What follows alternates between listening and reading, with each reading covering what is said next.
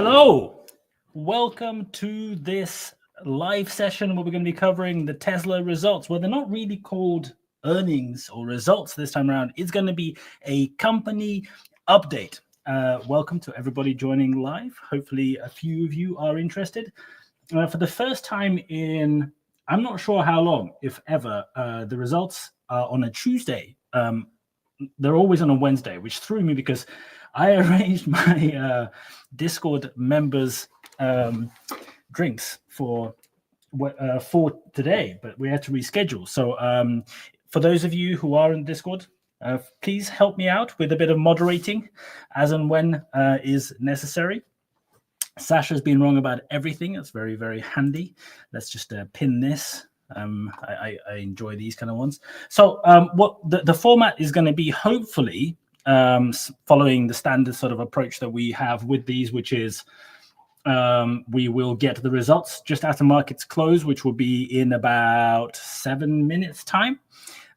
Usually they come out within 1 or 2 minutes afterwards. And then we will go and analyze the data, see what's in there. And then there should be I'm just going to prep for when the results come out so that I can show you them on the screen. The screen is there we go. The screen is available. Okay, so I am ready for this. And then we're going to be here looking through the data, reading through, trying to understand what's going on. And then I will be here live all the way through to where the live session, what's it called?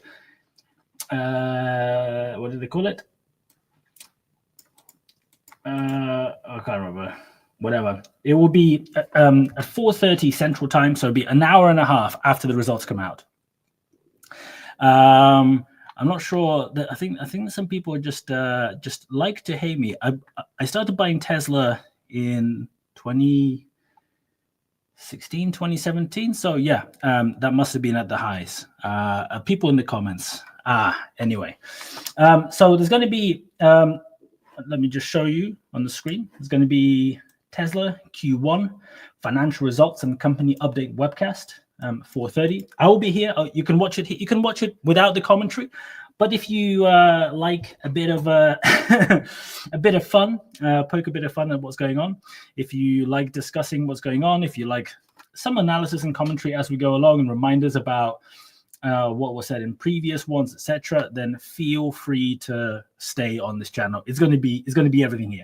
There's been a lot of debate, a lot of people discussing what's going to be announced because there were some leaks of castings piled outside of Gigatex. Obviously, the moment that they want people to take pictures from drones, they go and pile them outside as opposed to inside, which is what happens most of the time. And apparently these latest castings look a little bit different to the usual castings. I'm not a castings expert. I can't tell you one way or the other, but apparently these look a little bit different. And some people have been speculating that maybe there's going to be a simplified version of the Model 3, Model Y platform coming out. So that will be exciting if that happens.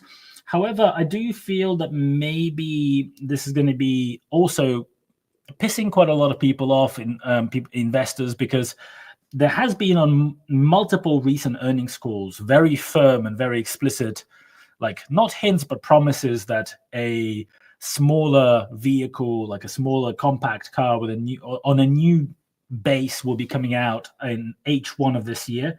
H1 of this year, we're at the end of month 4, right? So we only have 2 months remaining. So if it's just a stripped down Model 3, Model Y, I think there might be a little bit of a disappointment in the shareholder community. And I think also just from a practical perspective, it doesn't necessarily, in my opinion, offer enough variety in, I think expecting that everybody will only ever want to have the same exact car type, car size, car design is maybe led by, like, I often, so I've lived in big cities. I was born and grew up in a big city. Later on in life, like I lived in New York for a little bit. But now I live in the countryside. And I think that there is definitely a perception of people who have only ever lived in big cities that yeah, it's perfectly fine. Everyone can just use taxis to get around, and everyone would choose to do that if that was the option. the truth is that the majority of people probably would not use robo-taxis or whatever, even if they existed, because if you're a family, especially with young kids, you have your car, it doubles down as storage and transport device for all of your like car seats, massive bags full of all the stuff that you have to carry around for the babies. Like, trust me, trying to lug all of that stuff in robotaxi, setting up and taking out or putting back in child seats and stuff, nobody wants to do that every single trip. If you have like 3 kids, nobody wants to do that. And obviously, the dedicated robotaxis are 2-seater, which is going to be an issue. People who work, people who travel for work, whether you're in construction or retail, real estate agent, whatever. There's a million reasons why I think people are slightly overestimating. I think like even with FSD, even when it exists, there will still be a very large market for people buying cars because it's a convenience item. It isn't lowest. If the lowest possible cost per mile was the factor, the only factor, the main factor, then nobody would buy a car that costs 2, 3, or 5 times what the cheapest possible car cost, right?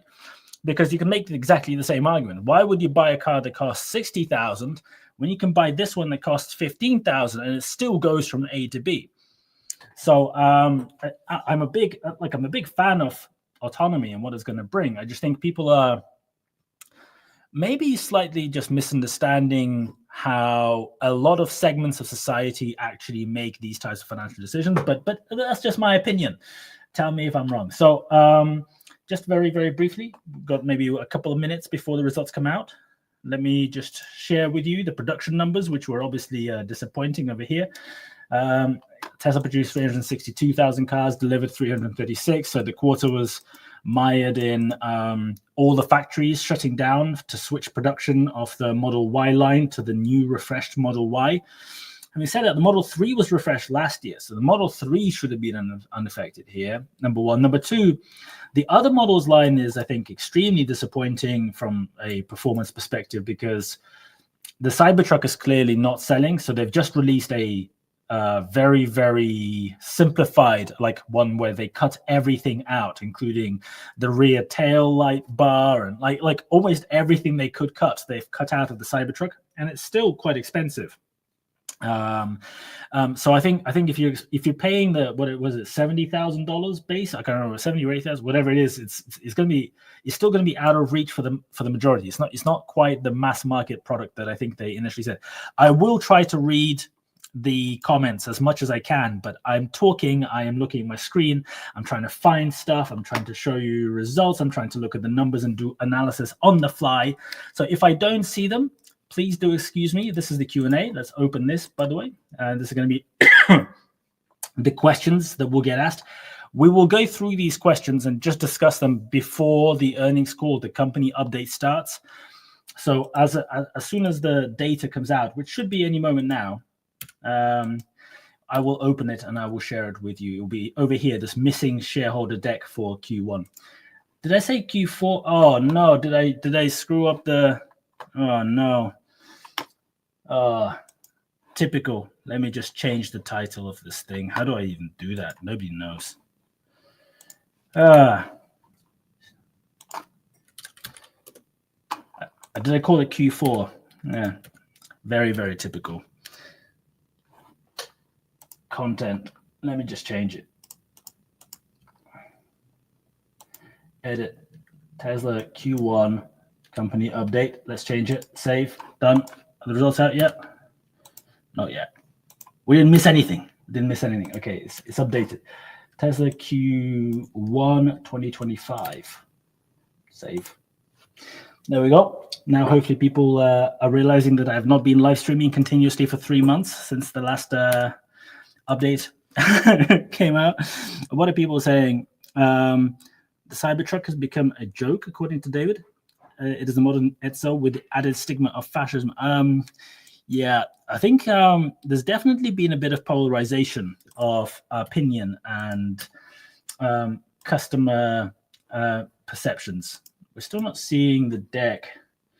Is there going to be a Q1 2025? Can I just do this? No. Hacking it doesn't work, unfortunately. All right, come on, give us a shareholder deck. Should be happening soon. What else? People saying, why so much talk about cars?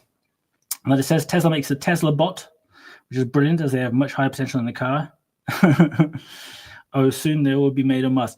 I have a feeling this might not be entirely serious as a comment, which I approve of. What do we got? Thank you very much for everyone joining. It's great to have so many people here. We should be having the results any moment now. So I will be here just opening. I'm just seeing if I'm missing anything in the comments section. BYD, it's interesting. So I keep seeing more BYD cars over in the UK, where I live. And my kind of completely unprofessional and unqualified anecdotal opinion is like they look all right. They look pretty decent. But when you begin looking a little bit closer, I'm not entirely convinced about the build quality. And they're quite expensive. BYD is definitely performing very well. In terms of deliveries and sales and stuff, the numbers, they're performing very well. Very, very difficult to read into the actual numbers because obviously being a Chinese company, the data is slightly more susceptible to massaging. Sasha, do you drive a Tesla? Somebody's saying, I do not. No, I do not. I drive an old Jeep because why not? I don't change my cars very frequently. I buy a car and I run it until it dies, which is hopefully a very long period of time. And then I buy a new car. And that's what I do. Tesla's arguably worse, but I've driven a lot of Teslas. And I'm not sure I agree that Tesla has a worse build quality. I mean, I think it is relatively simple, which some people prefer and some people think is where is the deck? It's 5 minutes past. This is highly unusual. Maybe this company update is going to be more substantial than we thought. Eh? What's the update saying? The update saying results will come out after market close on Tuesday, today. Tesla spiking. Has the data come out? Has somebody hacked it? We got it? Where's the data? I'm just going to try to see if the doc is available. Oh, is it giving me the loading sign? I think the website is getting hit. Come on, give us the update. Didn't you pre-order? I did pre-order a Cybertruck, but I live in the UK and they're never ever coming to the UK. They're definitely not coming in right-hand drive. They're not going to match the safety standards, etc., with those jaggedy lines. So I have a feeling that it will never ever arrive. I should probably get my $100 back at some point because I just don't think it will be coming for years, and it's probably not worth having the reservation. So come on, still. Oh, here we go. Deck has arrived. Q1 2025 update. It's quite long this time. Look at all this. The menu is pretty big. Let's read the summary. And then we'll skip to the numbers and have a look. In Q1, we accomplished an industry first, simultaneously changing over production lines. Let me zoom in on this. Across all factories for the world's best-selling vehicle, the Model Y. The Tesla team successfully ramped up production lines across 4 factories while managing supply chains across 3 continents without any major disruptions, demonstrating the advancement of our operational and supply chain and management capabilities. I just got to skip to the data. Let's have a look at the data. Okay, Q1 total automotive revenues. Wow, that is a bigger drop than I think a lot of people expected. Obviously, very, very low sales volumes on the high ticket items, the other models bit, Cybertruck, Model S, Model X, but that's minus 20%. And you can see compared to the recent quarters, that's even worse. That's a much bigger drop because this is the year-on-year number. So the automotive number is pretty bad. Right, and they also had to do quite a lot of discounting and stuff like that. So that's bad. Energy generation storage, okay. If you look again, like sort of in line with previous quarters, but we're not ramping really much there. Services and other revenue down. I mean, that's kind of surprising given that they continue selling cars, and generally as the fleet increases, then then you would expect this number to continue growing even if the overall sales slow down. But yeah, so revenues relatively disappointing, I would say. My opinion, gross profit quite strong on the revenues. Given that a lot of the gross profit is going to be fixed cost, when you have those factories, the cost of running and operating the factories, all of the staff, etc., they're the same regardless of how many cars it is that you make. So that's a not as bad a drop as I think it could have been, given the performance in Q1. Operating expenses up slightly, but generally speaking, not much. Income from operations, just $400 million over here. Operating margin 2.1%. I guess very hard to read into these numbers, but net cash provided by operating activities is $2.156 billion. CapEx very low. This is a very, very surprising number. If you look at the CapEx line, it's always double this, right?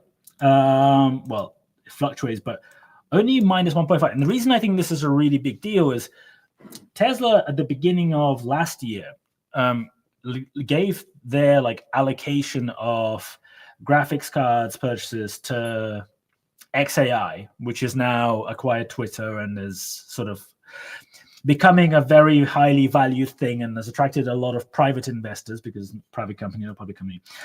And Tesla has since gone and managed to get half of the allocation that they were meant to be getting, but it still hasn't fully built out Dojo and stuff like that. So the fact that the CapEx has slowed down is very, very bizarre at a time when all the talk, right, all the talking has been very much on the Tesla's investing in AI and FSD and robotics and all that stuff, but at the same time, CapEx is way down.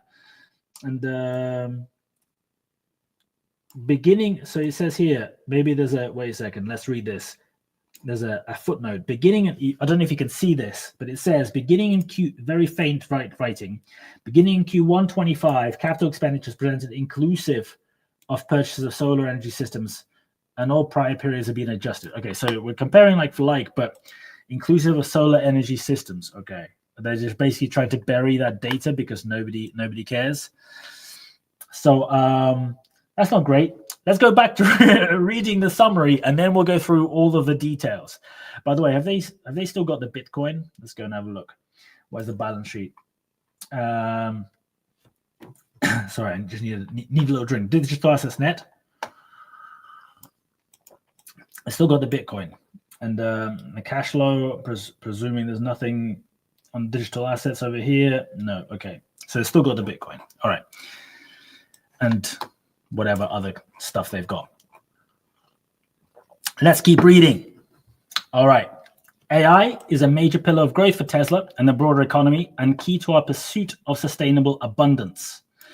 Furthermore, AI infrastructure is driving rapid load growth, which along with traditional utility customer applications, creating an outsized opportunity for our energy storage products to stabilize the grid, shift energy when it is needed most, and provide additional power capacity. Interesting, very heavy focus in the wording of the main summary on energy, because obviously that's the one part of the business that is doing reasonably well. And even the commentary around AI infrastructure and all that stuff is talking about the energy side of the business, not the cars, robots, etc. yet. Just something I'm picking up. While the current tariff landscape will have a relatively larger impact on our energy business, again, compared to automotive, we are taking actions to stabilize the business in the medium to long term and focus on maintaining its health. So the one benefit that they have with the energy side of the business is they have manufacturing facilities in the US and now in Shanghai as well. That one's opened relatively recently. So they do have the benefit of manufacturing those in both locations, although it was the US manufacturing for the entire world up until relatively recently. But they do make a lot of the batteries in the US and in Berlin, I think now. So it is relatively distributed. Also, constructing these factories seems to be much quicker than the production lines for cars. So maybe it's something they can solve a little bit more easily. All right, let's keep reading. Uncertainty in the automotive and energy markets, let me zoom in, continues to increase as rapidly evolving trade policy adversely impacts the global supply chain and cost structure of Tesla and our peers. I am imagining that we're going to be seeing a lot of this sort of wording in earnings calls this quarter, as one company after another is basically saying, look, here is a polite version of saying that we're getting fucked by the tariffs, right? This is going to be, we're going to be seeing a lot of this. This dynamic, along with changing political sentiment, could have a meaningful impact on demand for our products in the near term. Wow.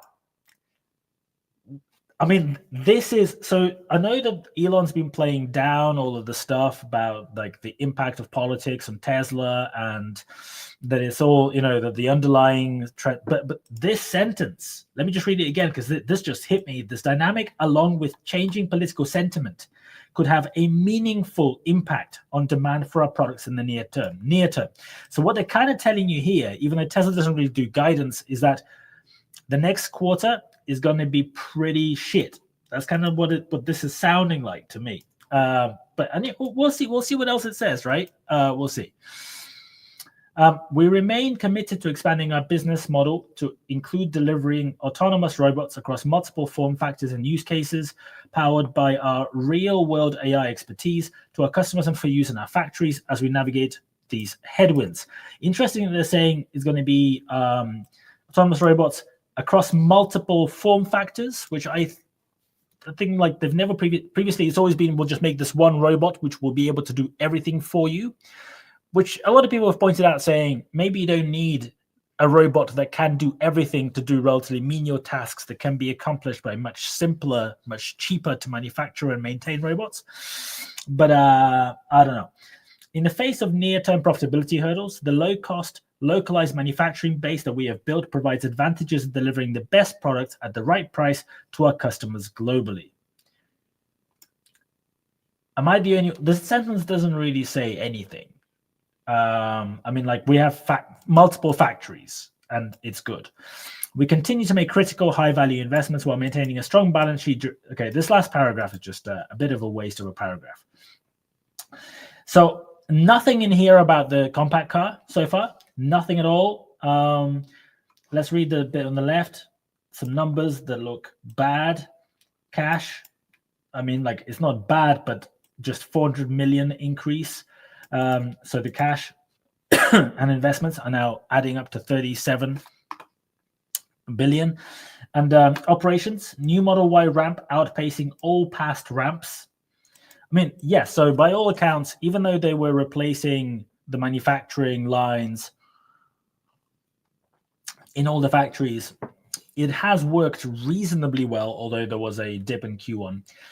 The obvious downside is that they've never done a major refresh like this in this way before. So obviously doing a refresh, I presume, is slightly easier than launching a completely brand new model on a completely brand new production line and a completely brand new factory with completely brand new supplies, like supply chains, new roads, new trucks, formats, etc. So I get that it's outpacing, but it's not unexpected, right, that it would be outpacing when they were launching a brand new car for the first time. Mega Factory Shanghai produced over 100 megapacks. So that's what I was talking about earlier. So they now manufacture megapacks in Shanghai.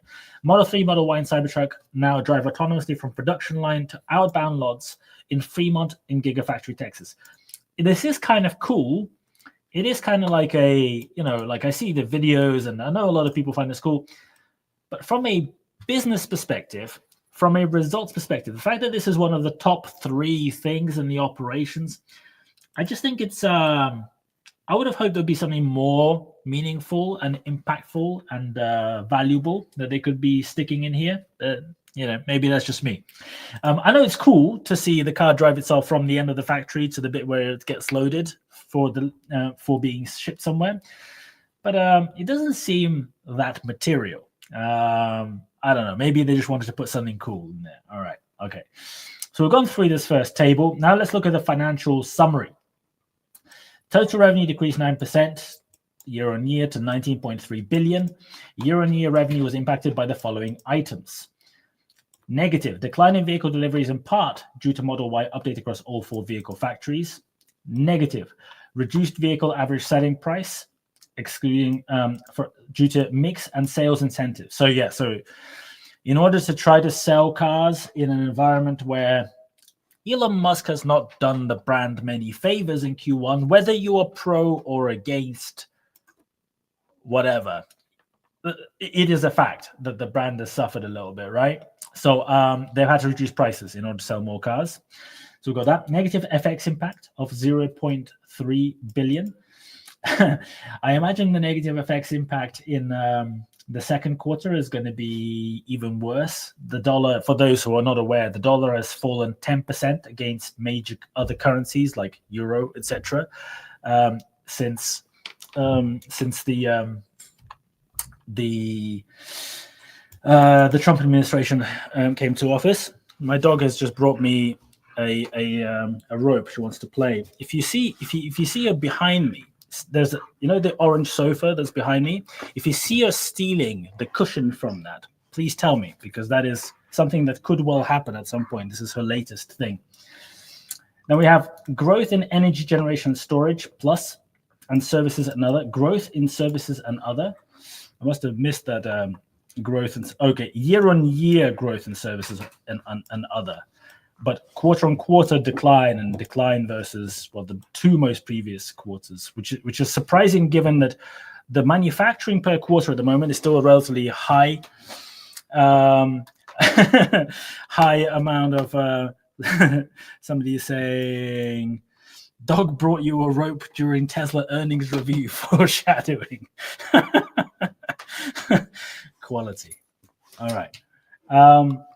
So yeah. I think positioning the fact that services and other is doing well when it clearly has not had a good quarter is a little bit misleading, but maybe that's just me again.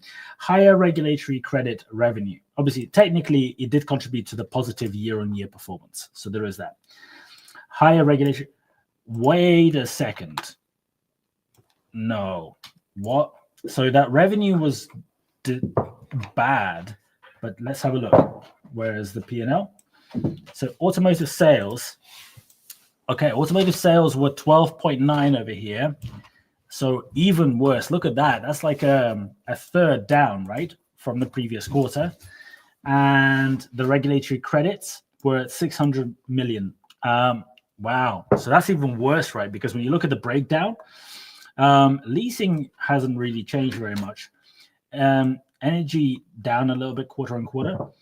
But that makes it even worse, because if you look at these numbers, the automotive sales, that's bad, right? That there's no sugarcoating. And if you look at the margins, look at that. So the gross margin on cars, 11,461 divided by 12,925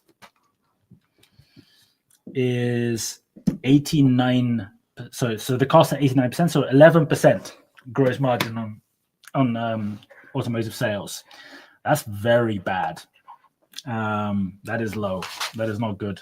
Oh dear. What about energy generation? So we've got 1945. So that's had a quite good margin. 1945 divided 2730 is 71. So 29%. So that's pretty good. I'm imagining demand is still very high, so they're able to go and compare Q1 with Q1. Somebody is saying over here. Yeah, so comparing Q1 with Q1 is all good for technical purposes or for company purposes, but Tesla is priced as a fast-growing business, right? Tesla is priced as a company that sells more and more cars, that factories are ramping, etc., etc., etc. Sure, you should be comparing quarter on quarter, like for the same quarter last year, but I think in many cases it is far more useful and far more important to go and compare to what the trend is and what it's doing and where the numbers are coming from. So I think it depends is the answer over there. So what do we got? Operating expenses over here. Research and development up slightly, 1.4. Selling, general and admin roughly in line, so that's good. Restructuring, so they had a bit of restructuring, a small amount, got rid of a few people. Interest income dropping, obviously, on even though the cash pile was up because rates have been coming down. Provision for income taxes, not as much yet. Not much to really. Let's go back to reading. Hello. Where are we? Profitability.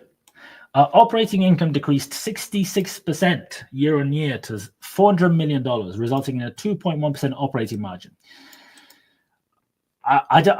It's not good. Like, I know that there's always a reason, like we had to change our production lines to this new model and so on and so on. But if, 2 quarters in the year, there is always this one big factor that means this particular quarter is low. It's not encouraging for a business that keeps telling everybody that they are the most successful operational business out there in their industry, because I understand the reasons, but these numbers, like, you go and look at them, even compared to other car manufacturers, and these are not good numbers. That's the long and short of it. I think there's been, my personal opinion, if for what it's worth, is I think the eye has been off the ball with senior management. I don't know who is actually running day-to-day Tesla, because according to various different sources you read, like, Elon's time on Tesla is extremely limited. Like, maybe he has more frequent calls with, some of the senior leadership or whatever, but apparently physical presence is like 2 days a month, something like that. Anyway, reduced vehicle ASP, so prices have been falling. Decline in vehicle deliveries. Already talked about it. Increase in operating expenses driven by AI and other R&D projects, partially offset by a decrease in selling, general, and admin. So there's been an increase in operating expenses. There's not been a massive, it's been a very relatively small increase. We're just looking at, so R&D has gone up slightly, but not a huge amount, like $150, $200 million from memory, right? So plus growth in energy generation. It's interesting that profitability, it has 3 minuses, right? Operating income decreased 66%. 3 minuses, with a third minus not consequential. So the only 2 reasons are decline in vehicle deliveries and reduced vehicle ASP. And remember, vehicle deliveries declined by how much? Where is that table? Year on year, production deliveries minus 13%. So this is what I don't like when people begin obfuscating. So they say, look, our operating income decreased 66%, vehicle deliveries decreased by 13%. Operating expenses have stayed reasonably flat. So obviously they've increased substantially as a proportion of the revenue. But reduced vehicle ASP is definitely a massive factor, because we just saw that their revenues on the automotive front are down something like a third. Down a third when the sales are actually down 13%. That's extremely substantial, right? And then positive, higher regulatory credit revenue. So it was relatively high. Positive, lower cost per vehicle, including lower raw material costs, partially offset by lower fixed cost absorption, primarily from Model Y production decrease year on year. So we're obviously yet to see this in the actual data. So they can tell us that it's lower cost per vehicle, but when you include the cost of factories and the operating costs, these ones that have increased, then it's kind of hard. It's kind of hard to believe, to see the numbers. And a lower cost associated with Cybertruck production ramp in Q1 24. Yeah, so obviously in Q1 24 they were just starting to sell the Cybertruck, and now that they're selling a few more of them. But the thing is, they are selling literally a few more of them. They sold 12,881 other models, which includes the Model S, Model X, and the Cybertruck. And I think, however you want to put it, if back in 2023, somebody told you that 5 quarters into the sale of the Cybertruck, that the Cybertruck by itself would be selling 12,000 something in a quarter, that would probably be below most people's expectations, Tesla's expectations, 100%. But when that includes the other 2 models as well, that is very weak. People are not buying the expensive cars, and obviously there are macroeconomic reasons. There are market reasons. So actually they stopped selling right-hand drive versions of the Model S and the Model X, which means markets like Japan, UK, many other countries around. There's more than you think countries that drive right-hand drive. They don't buy those cars at all now because it doesn't make sense. You can buy them, but it just doesn't make sense to do it because it's not helpful. Hit like, everyone, yeah. Hit like. If you don't know, the arrangement of the most of you, 99% of you won't know, but the arrangement of the boxes in my IKEA furniture behind me actually spells hit like in Morse code. If you're a geek, you can go and check it out. You can tell which ones are the dots, which ones are the dashes, and the one door, which is a slash, but there you go. All right, let's look at some of the other numbers over here. End of quarter operating lease vehicle count actually gone down slightly. And the global vehicle inventory days of supply is 22. So that's obviously because they overproduced in the quarter relative to the number of sales. So that's quite high. It's gotten right back up. And then we've got storage deployed, 10.4. So similar to this quarter and this quarter, which is good, 154% increase on the same quarter last year, but obviously that's before they went and ramped Lathrop, however you pronounce it, and before. So Shanghai opened right towards the end of the quarter. So hopefully the storage deployed, because I think it takes a bit of time between manufacturing and when these are deployed and the money exchanges hands. So hopefully from Q2 onwards, the energy side of the business is going to start ramping a bit more because the capacity is increased so much. So Tesla locations, yeah, this is a good point. So I tweeted this morning about the Tesla compact car that was just not intended to be anything, but it went a bit popular, that tweet.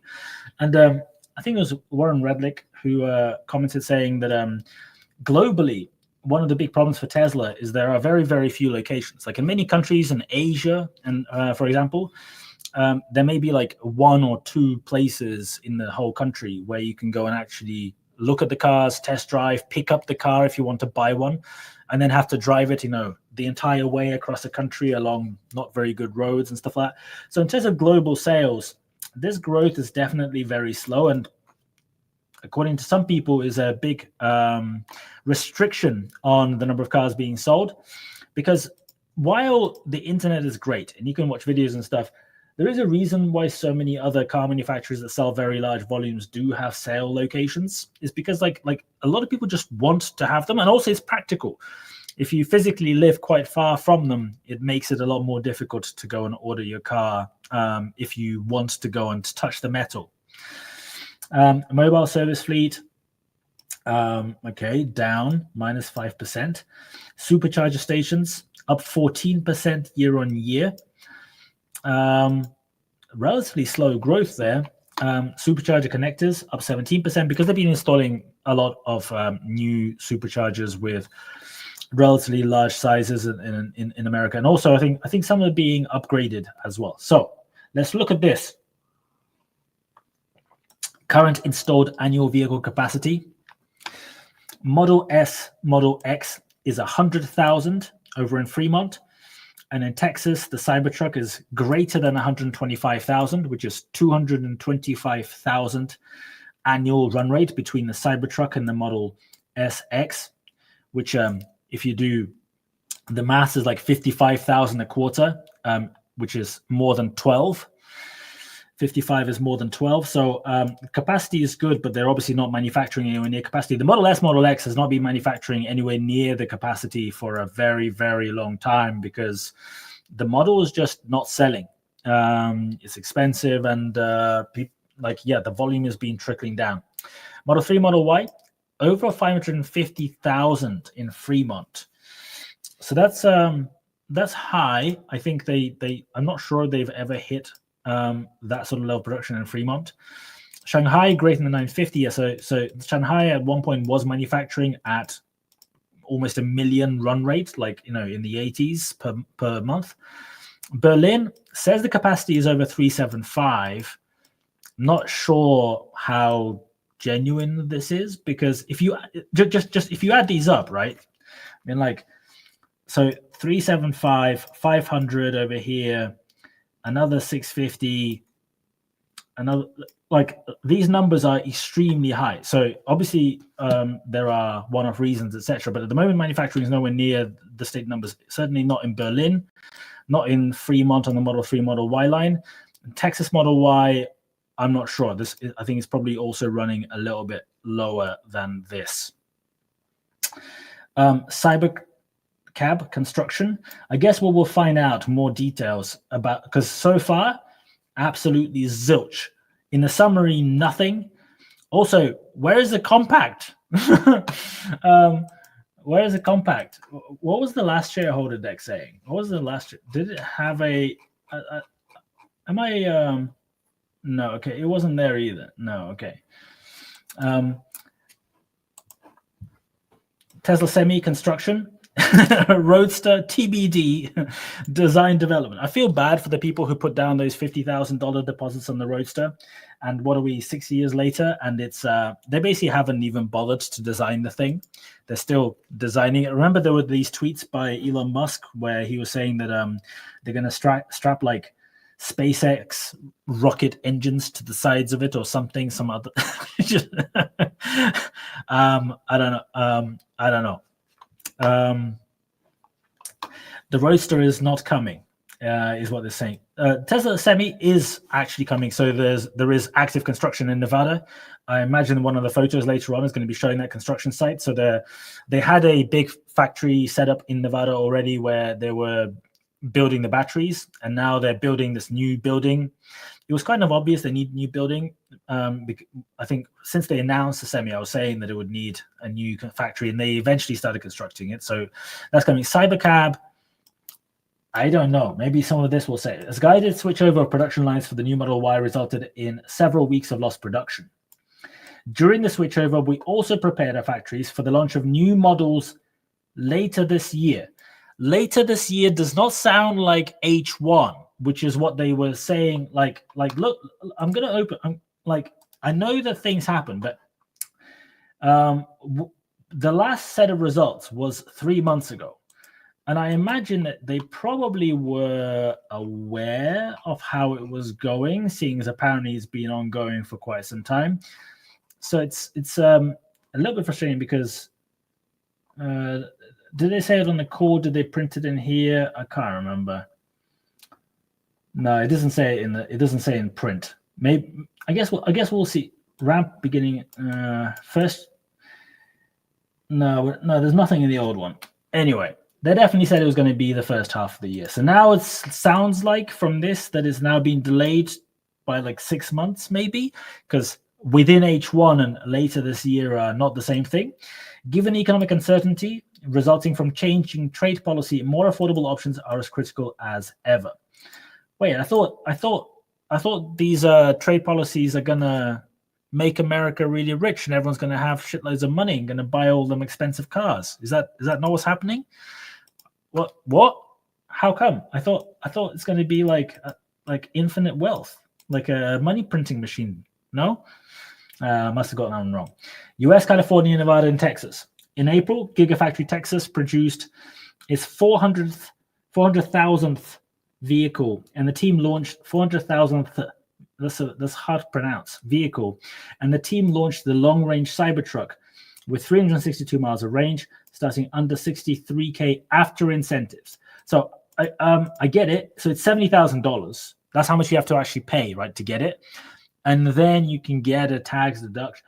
$70,000 in terms of the barrier to you actually buying it, because it's nice to talk about it after incentives, but incentives don't immediately make it cheaper. So Gigafactory Nevada achieved record battery pack production. That's good. Where are those battery packs going? Model 3, Model Y deliveries in the US are now made with 100% US-built battery packs.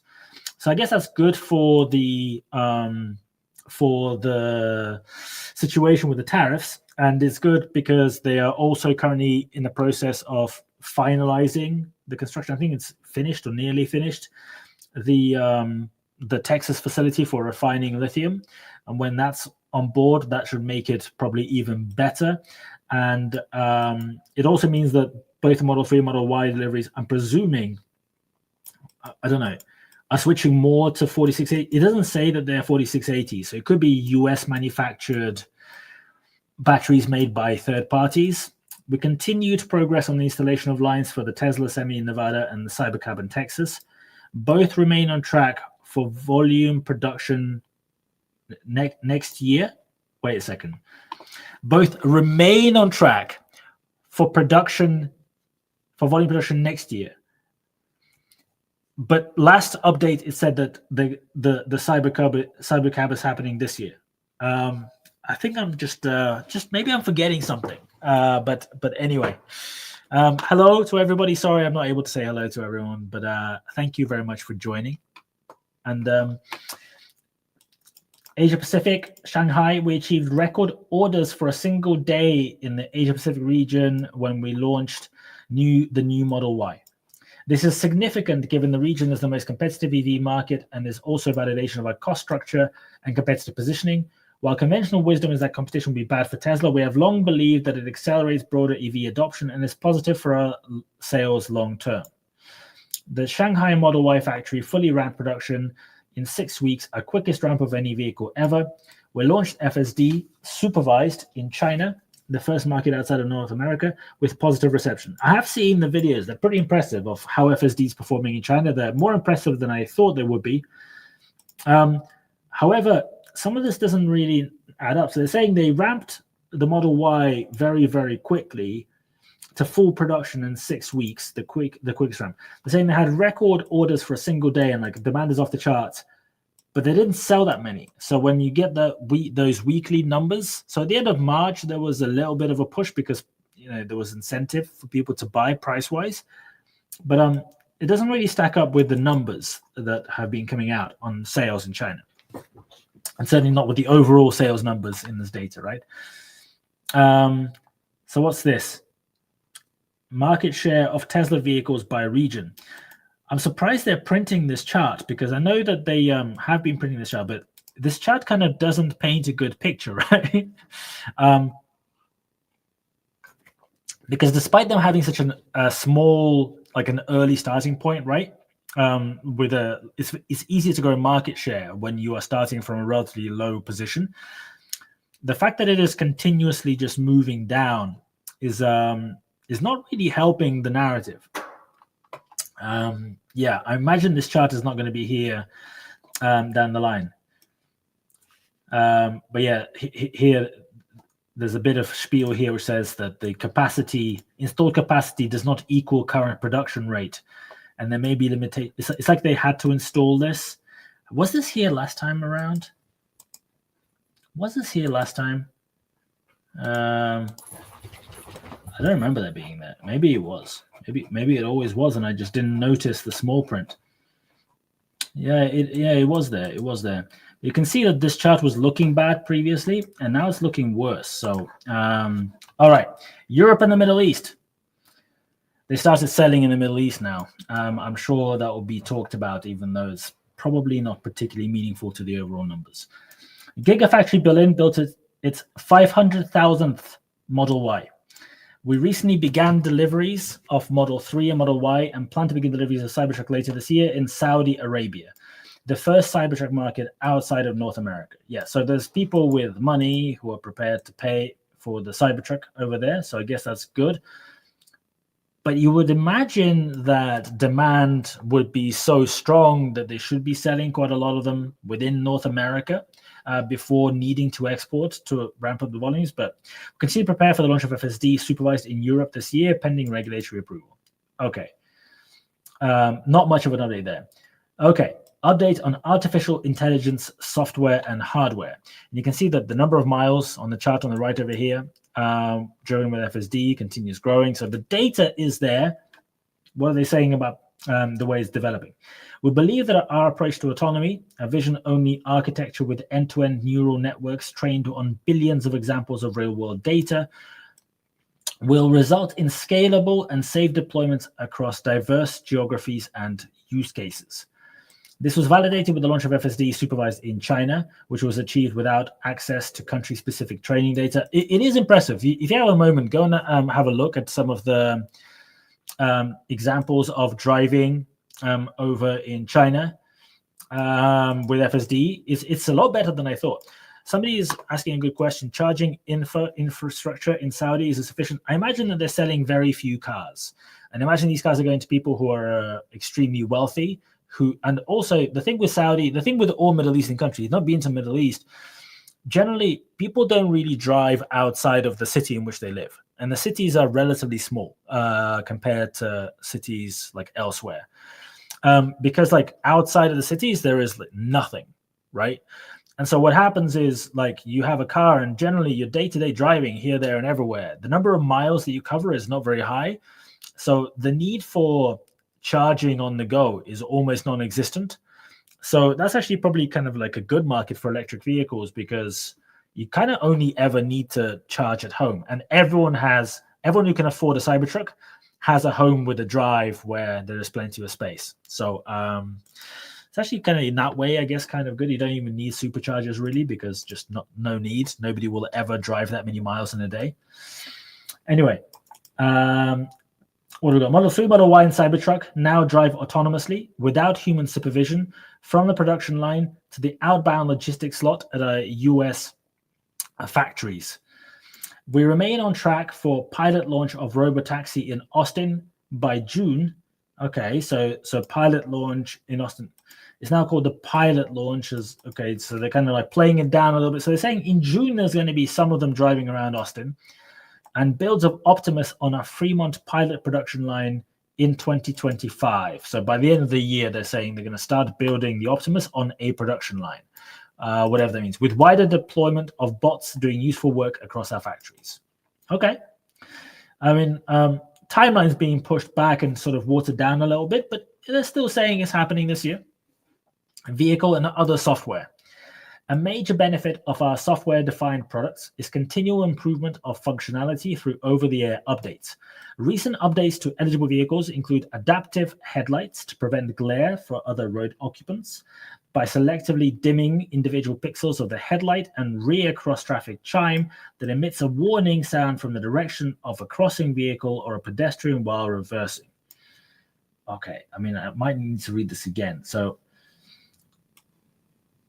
individual pixels of the headlight. Okay, so they're basically saying that they have some smart software that dims some small bits of their headlights when they detect that there is a vehicle coming to try not to blind the vehicle.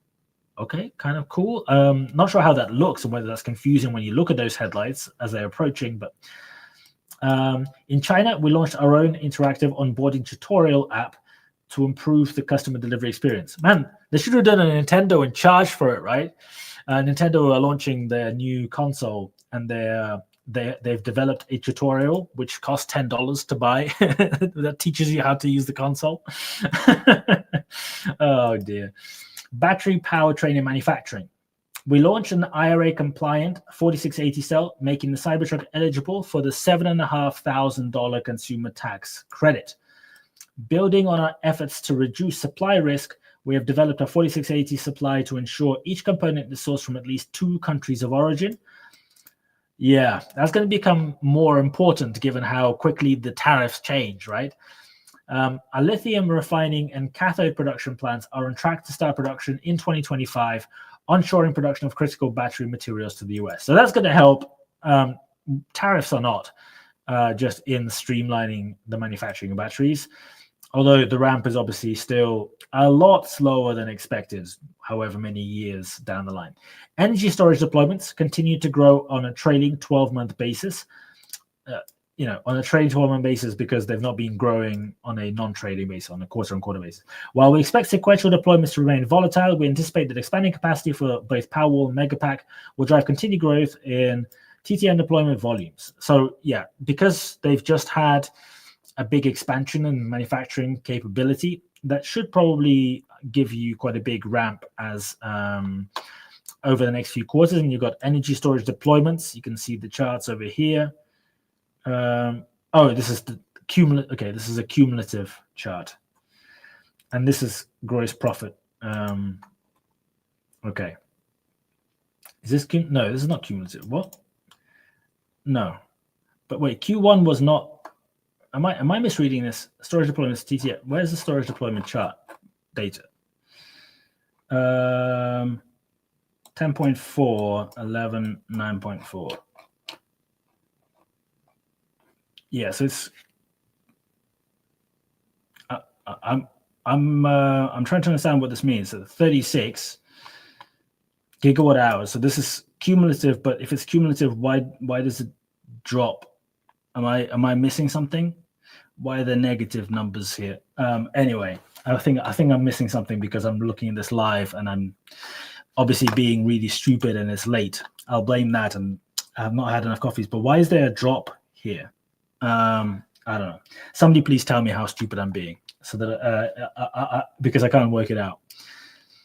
Trading 12. Sorry, yeah, trading 12 months. But it's been that's okay.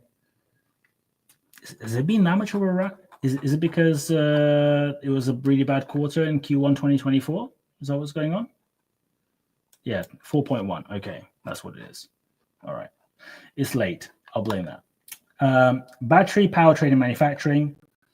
We're launching an IRA compliant. We read that. Energy. Okay, not much meat in this. So for me, what I really hoped that we would get is big updates on here is where the Cybercab is at. Here is where the compact car or the simplified Model 3 or the whatever. There is nothing.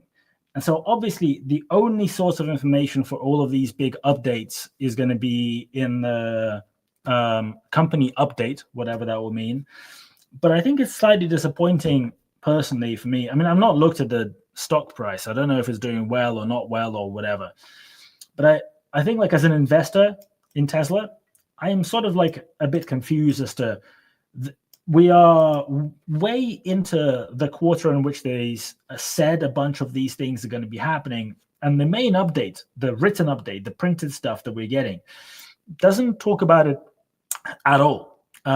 So it will be very, very interesting. By the way, if you just joined more recently, I will be here for the live earnings call. So stay around for that. Go and make yourself a cup of tea in the meantime, whatever. Put me on the TV if you want. Put me on just on your phone on the kitchen worktop. Get yourself some dinner. But we're going to be here a while. So because we're going to be listening to the update, talking about what's going on. So let's keep reading. I don't think there's much interesting stuff, but we will read the whole thing. Energy generation and storage. We achieved a fourth sequential record for Powerwall deployments, crossing 1 gigawatt hours for the first time and continue to be supply constrained. Yeah, Powerwall is an interesting product because there's a very fast growing range of competing products that seem to be reasonably decent as well. But it seems there's just an industry-wide massive increase in demand, not economically speaking, but just over time, people are installing more of these. So good for now. Don't know how that looks longer term. Gross margin for the energy business improved sequentially. Yet we worked that out earlier. Very, very high, almost 30%. Very good. Mega Factory Shanghai volumes did not contribute to quarterly deployments. Okay, so they were too late. That's what I suggested would be potentially the case, right? I was saying that it takes a bit of time from manufacturing to sale. However, the factory produced over 100 megapacks, with the megapacks en route to a customer. So good. Hopefully, we will see some big improvements in the numbers from the energy part of the business in the next update. With a highly localized supply chain, 20 gigawatt hours of current annual capacity, and the ability to double to 40 gigawatt hours, Mega Factory Shanghai will be an important asset for meeting global energy storage demand during a time of uncertain cost structure in the US.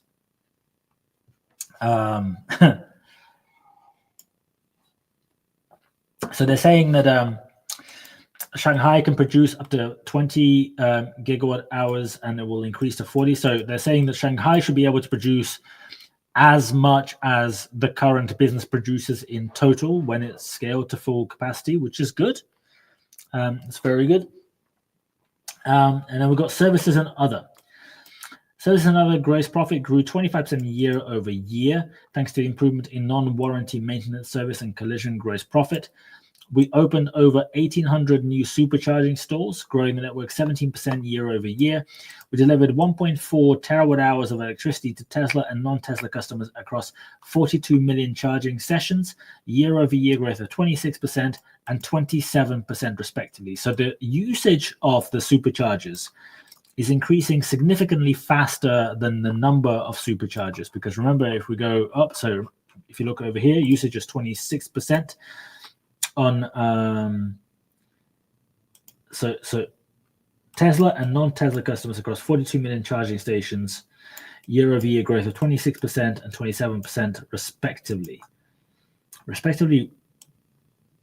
So which is it? Is it 1.4 terawatt hours and 42 million charging sessions, or is it Tesla and non-Tesla on the respectively? I'm presuming it's the terawatt hours and the 42 million charging sessions.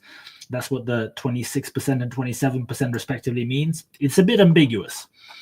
But if we look back up at the data over here, you can see that the supercharger stations are up 14% year on year. The supercharger connectors are up 17%. So what this is saying is that they're getting more use out of the superchargers that they have. That's the implication, right? And that does kind of point to the fact that perhaps the demand for superchargers is growing so much that it is becoming more difficult and more packed and more busy at these locations, which is not necessarily a good thing. It's good that the usage is increasing, but it's not necessarily good from a point of Tesla customers getting good service or versus having to wait. So there you go. Let's read this Outlook. Oh no. Oh, on the Outlook, when you start the Outlook with "it is difficult," oh no. Oh, it burns my eyes. I haven't even read the thing. It is difficult to measure the impact of shifting global trade policy on the automotive and energy supply chains, our cost structure, and demand for durable goods and related services. What a sentence to open this up with. While we are making prudent investments that will set up both our vehicle and energy businesses for growth, the rate of growth this year will depend on a variety of factors, including the rate of acceleration of our autonomy efforts, production ramp at our factories, and the broader macroeconomic environment. We will revisit our 2025 guidance in our Q2 update. What the fuck? I'm sorry, but they're basically saying we're refusing to give guidance. And the thing is, I think a lot of companies will be doing this because obviously there are issues with just the number of policies that are changing every day and so on.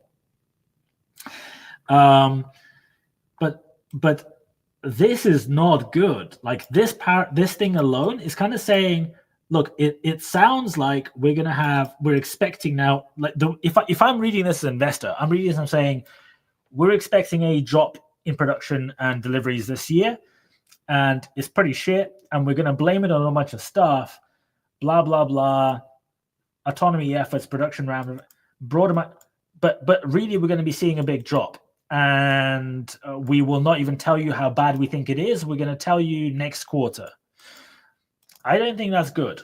I think that's not good, and I think it smacks of a lack of transparency, given that already. So today we're 1 month into the next quarter, and the reason for these Outlook sections often for companies is because they can go and tell you what they are seeing, because the orders they are seeing up to like today are what they're going to be delivering over the next several weeks, right, on average. And so that means they already have sight today of what half of the quarter, this current quarter, is going to look like. And they are not telling you anything about it. And I think if they don't answer the relevant question, which I'm sure is going to come at some point on the earnings call, that's not going to work out very well. So that's my opinion. Hello, everybody. I can see a few of you saying hello. Hello, Zach. Hello, a few other people. Sorry, I'm not able to read every comment. People are making puns to do with Microsoft Office products, it seems, in the comment section. Okay. All right. What do we got? Cash. We have sufficient liquidity, blah, blah, yeah, nothing. It doesn't, just the standard sentence that doesn't mean anything. Profit. While we continue to execute on innovations to reduce the cost of manufacturing operations over time, we expect our hardware-related profits to be accompanied by an acceleration of AI, software, and fee-based profit. So this is kind of saying, look, we know that our car margins have dropped massively. This is saying, it's not saying that we expect them to go back up and we're going to actually begin printing a load of money. It's kind of saying, look, you wait for all this other stuff to come and then we're going to be making a load of money. And, that probably is to some degree true, but one doesn't have to come at the expense, not at the expense, but like you don't have to choose, right? It doesn't have to be one or the other if you're a good company. This is the point I was making this morning. I was saying like, I don't see why a company that has $37 billion sitting in the bank, figuratively speaking, can't go and scale production of, say, a compact car and build the relevant factories required for it and do the same exact work on the AI stuff that they're currently doing at the same time. This is a company with, tens of thousands of employees, and the people who would work on the design of the car, on making the factory, on working on the production lines, then working in the actual manufacturing, all of those people are not the same people as the people who are working on the AI part of FSD, right? So it's not like you're taking the engineers that you've hired, those super smart AI engineers working in FSD, saying, oh, we need you to go and bolt a few wheels on at the factory because we decided to do the compact car. That's not how it works, right? So this argument that we have to focus on this or the other, I think for a company that is top 5, top 10 largest companies in the world based on market cap and has a load of money, I don't see why it has to be one or the other. And so this kind of focus saying, look, we're going to be at some point making, I don't see why you can't also be trying to fix the existing car business. Maybe a bit of marketing is due. Like the stuff that they were saying that Tesla sells itself for a while. Maybe it's time for trying to figure out how to do a bit of marketing. I don't know. Product. This section, I haven't read it. I haven't read it yet, but it's going to be good, right? You can tell it's going to be good because it's got lots of words and 3 paragraphs. And oh boy, plans for new vehicles, including more affordable models, remain on track for start of production in the first. Okay, so they're still saying that they're going to start in the first half of 2025. Somewhere further up, they were saying by the end of 2025. These vehicles will utilize aspects of the next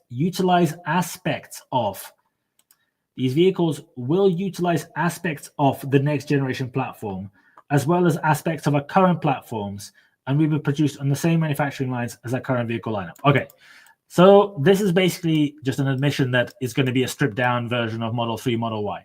So they're basically saying it is going to be the same base, the same platform, and they utilize aspects of the next generation platform just means there's going to be a few changes and there's going to be a few improvements and stuff. But yeah, this is just a complete climb down, in my opinion. So this is like, there's not going to be a compact car. There's not going to be a new platform. Very, very limited design and innovation of stuff that we can see, that we can actually touch, feel, buy over the last 2.5 years. There's been very, very little in the way of movement. And you can tell from the sales volumes. The sales volumes have been flat for over 2 years, for 2.5 years or so. This approach will result in achieving less cost reduction than previously expected. Okay, so none of this unboxed stuff, like when they announced that, and everyone was like, oh man, this is going to be a revolution in car making. It's going to be the best thing ever. And I think like when that was happening, I was watching it going, yeah, but I can see that setting up the manufacturing lines in this way is going to be fucking difficult. And I'm guessing that what happened was that when they thought about it, it turns out that setting up manufacturing lines in that way is fucking difficult. But it enables us to prudently grow our vehicle volumes in a more capex efficient manner during uncertain times. They've been talking about uncertain times since COVID in every single update. It's like every single quarter is uncertain times. Okay. This should help us fully utilize our current expected maximum capacity of close to 3 million vehicles, enabling more than 60% growth over 2024 production before investing in new manufacturing lines. Wait, what? So they're basically saying we will be able to use our current capacity because we'll be able to produce Model 3, Model Y, and this other thing. And they're saying the current expected manufacturing capacity is close to 3 million vehicles, enabling more than 60% growth over 2024 production before investing. So what they're saying is before they have to go and build new factories or new phases, they will be able to expand with the existing setup to 3 million, a run rate of 3 million a year. And I have kind of one major issue with that, which is it is kind of good that that is the case.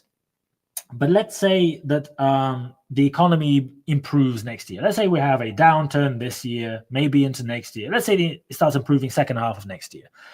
People start doing better financially. People start having money. People start buying cars.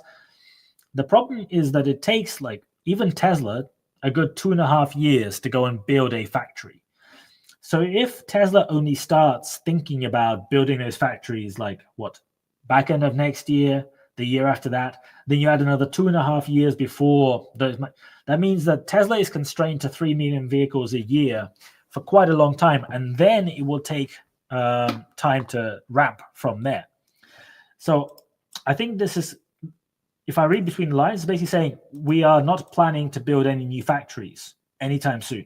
That's in my mind what I'm getting out of reading this, and I think that's not good. Because again, it's kind of indicating that there is limited headspace from the senior management to think about what might be happening in 3, 4, 5 years' time and what the company needs to do to get there. Because I get that FSD is important. I get that all of these things are important. But I don't think it has to be one or the other if there is sufficient capacity in the senior management to run more than one thing. But I don't know. Our purpose-built robotaxi product, Cybercab, will continue to pursue a revolutionary. So the Cybercab will continue to pursue a revolutionary unboxed manufacturing strategy and is scheduled for volume production starting in 2026. So the Cybercab will, the other cars will not. And the question, I would say, the question would be, if this is so good and revolutionary and makes a lot of sense, why would he not be doing it for the new car? And I think the only reason is that the volume of sales for the Model 3, Model Y has fallen so much that they're saying, look, it's actually better to try to go and use the existing production lines to whip out some other cars with a different badge on them, because rather than building a new production line, because the sales of the Model 3, Model Y themselves are expected to maybe not be as strong over the coming months. That's how I'm reading it. That's what it's saying. Because otherwise, why would he not do the compact with the same unboxed manufacturing strategy if you are saying that it is going to be so good? I don't know. Photos and charts. Let's have a look. New Model Y delivery event. Okay, so this is the new Model Y. You can see this is the light bar at the front. So a few people who ordered them. What have we got? Some photos of people taking deliveries of the new Model Y. Okay, good, I guess. This is Gigafactory in Shanghai with the same new Model Y in the background. And I guess this is people who bought the new Model Y as well. Okay. New Model Y delivery event. Very limited communication on anything else, right? Okay, the new Model Y update is important, but kind of... I hope there'll be a bit more on the other stuff. I guess we have to wait for the earnings call, which is in 24 minutes.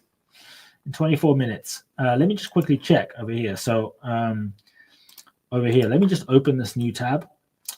23 minutes. We will listen to this. Obviously, okay. So this is interesting because this is going to be an audio by all accounts. I'm guessing an audio, which probably implies that they're not going to be announcing new products. Not meaningfully anyway. They're not going to be launching something groundbreaking, transformational. So,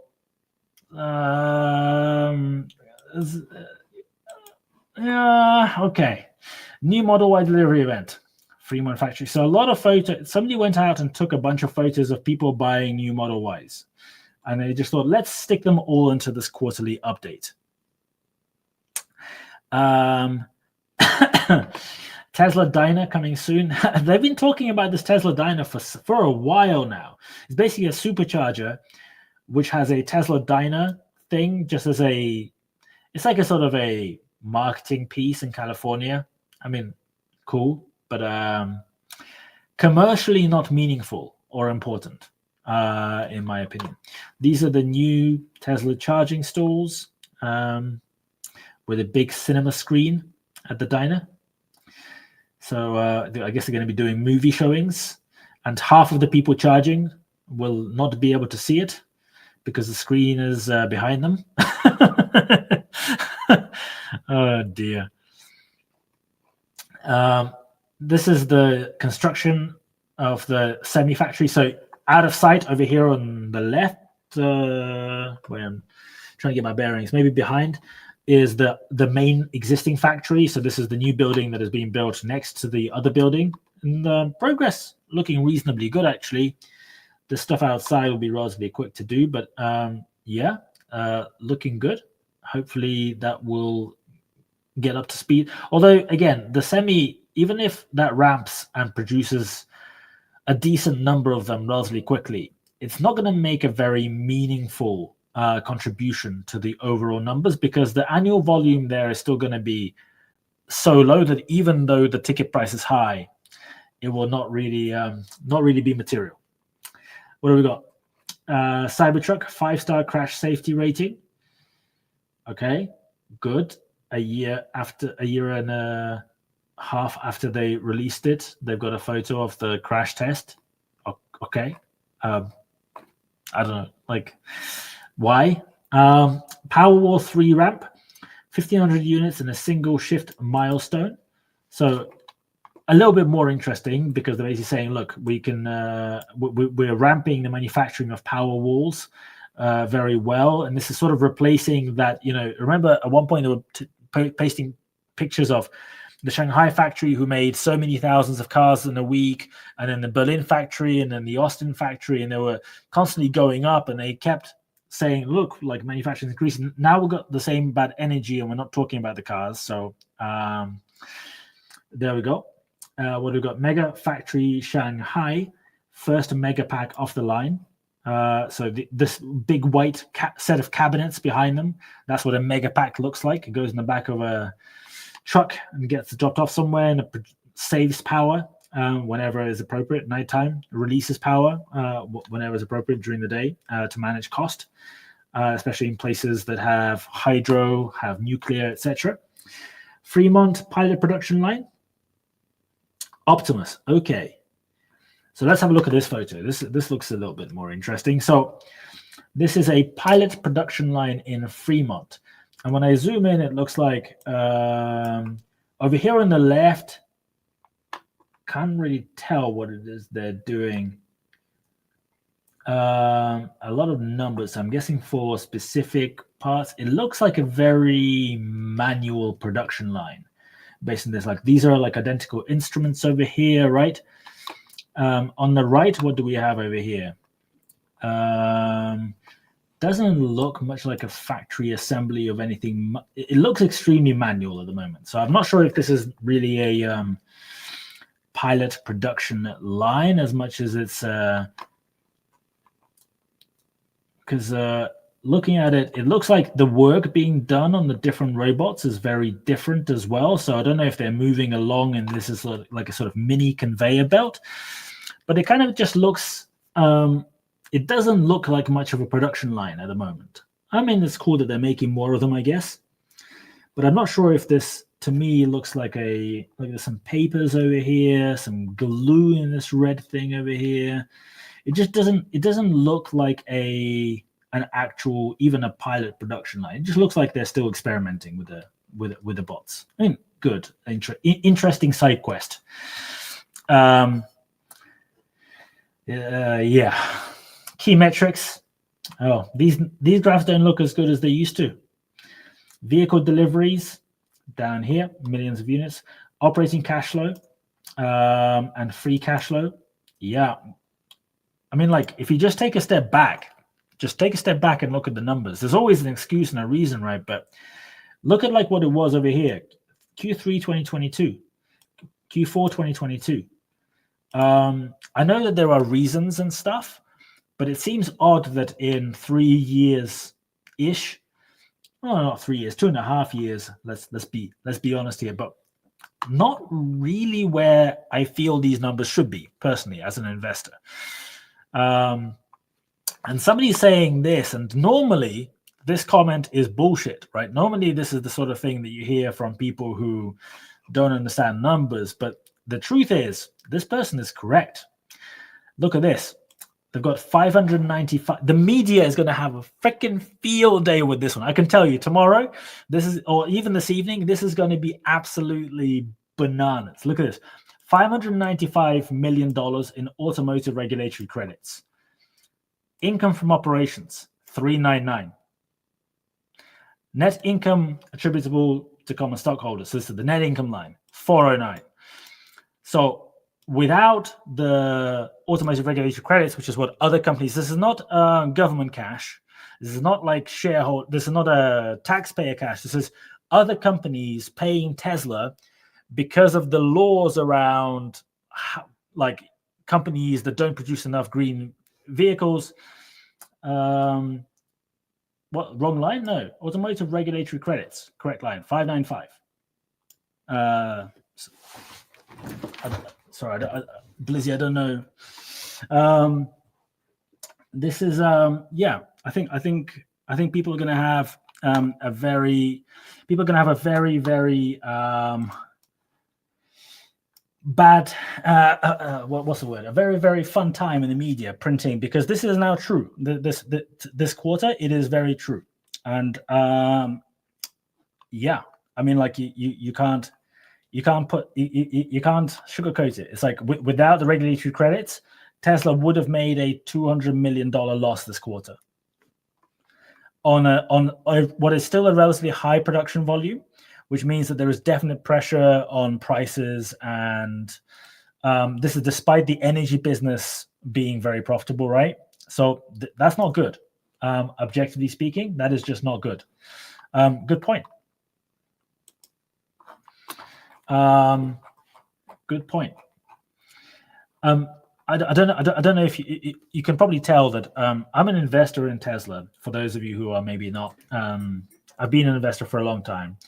But I prefer to not be a mindless fanboy, and I prefer to just call out things as I see them. I know that probably is not going to get me very popular, because in order to be popular with the Tesla crowd, you have to be a mindless fanboy and only talk about how freaking amazing everything is. And it does my head in when investors choose to not see what's in front of them and choose to ignore things. And like, I think it's good to talk about things that are good in the business and that look like optimistic and positive and better than expected. But at the same time, I think it's good to, even for companies that you are invested in, to actually never lose sight of being critical, even if you are if you invest in a company, you're not joining a fan club.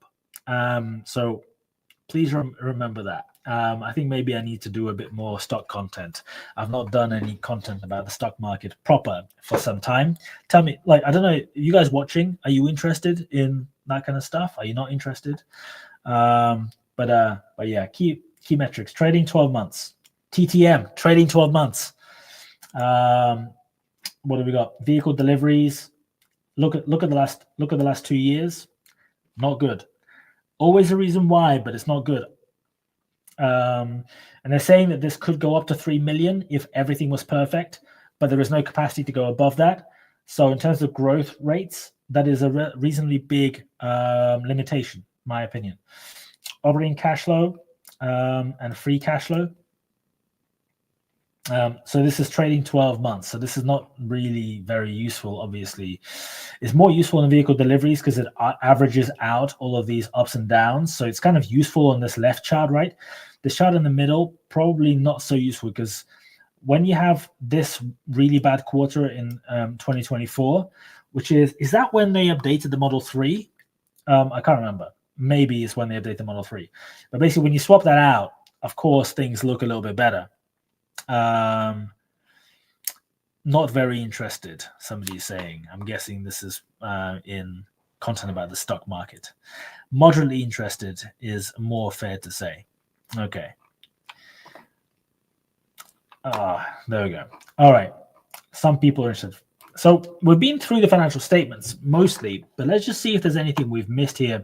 We already talked about the margins. Margins on energy, very good, like 29%, I think. Worked it out earlier. Services and other, basically running at cost still, slightly tiny bit profitable. So, like good to have, but I'm guessing if you add the whatever apportioned operating cost that is associated with this, is probably loss-making and continues to be loss-making. So it's not necessarily for any foreseeable future, I think, going to be a source of actual profit and money for the business. Automotive sales down very significantly. You can see the cost of revenues is down as well, but obviously the operating component over here remains relatively flat. It's interesting that automotive sales cost of revenue is down so much, given how big a portion of that is going to be fixed. Yeah. Anything interesting in here that I can't see that anyone's seeing? I can't see anything. Let's look at the balance sheet. So obviously we've got $37 billion over here sitting in cash equivalents and investments. We've got accounts receivable 3.8. This is this is an interesting line, right? The reason this is interesting is if we skip back to the top and we go and look at the car data. So we've got total production 362, total deliveries 336. So a big gap and 22 days of inventory. And I'm going to be saying that a lot of the stuff that Elon's been saying is that, look, we had to switch the production in the factories, and that's what all the Tesla fan club is saying as well. But the problem is when you go and look down here, it is telling you that the accounts receivable is lower than it was last quarter, is lower than it was at the end of the Q1 last year, despite this ramp of the Model Y being a lot better than the ramp of the Model 3, right? So accounts receivable is money that you have like issued invoices for, not received. So at the end of the quarter, if you were expected to be selling loads at the beginning of the quarter, that number should be higher, right? So anyway, inventory up because there's more cars. Prepaid expenses and other current assets. Okay, nothing here is particularly interesting. Just quickly going to see, is there anything that's sticking out? Digital assets. You can see the digital assets move up and down. That's because as of beginning of 2024, I think, there was a change in the IRS rules around how you, not IRS rules, whatever, accounting rules, principles in the US, around how you account for digital assets like crypto. So before, they used to work on the same basis as other fixed assets where you mark down when the value goes down, but you never mark it up if it goes up until you dispose of the asset. Now you mark these up and down depending on the price moves. So as Bitcoin gets like more expensive over here, you mark it up. And when it gets less expensive, you mark it down. And the way that you know whether they've actually disposed any is in the cash flow statements, but there's nothing in there that I can see. You can see in the operating bit, there is a digital assets gain or loss over here. And so there's a bit of a movement over here, but that's just the value of it. But there's no divestment over here that I can see. So, right. Anything else that anyone can see? We've got about 9 minutes before the earnings call starts. I can't see anything. Anything here? No, I can't see anything. Non-recourse debt. Recourse debt. There's just so yeah. And where's the long-term debt? Yeah. So this is like the group version. Yeah, I mean, it's all kind of roughly the same. Not really moved much because the company's not made much cash this quarter, so nothing much has changed.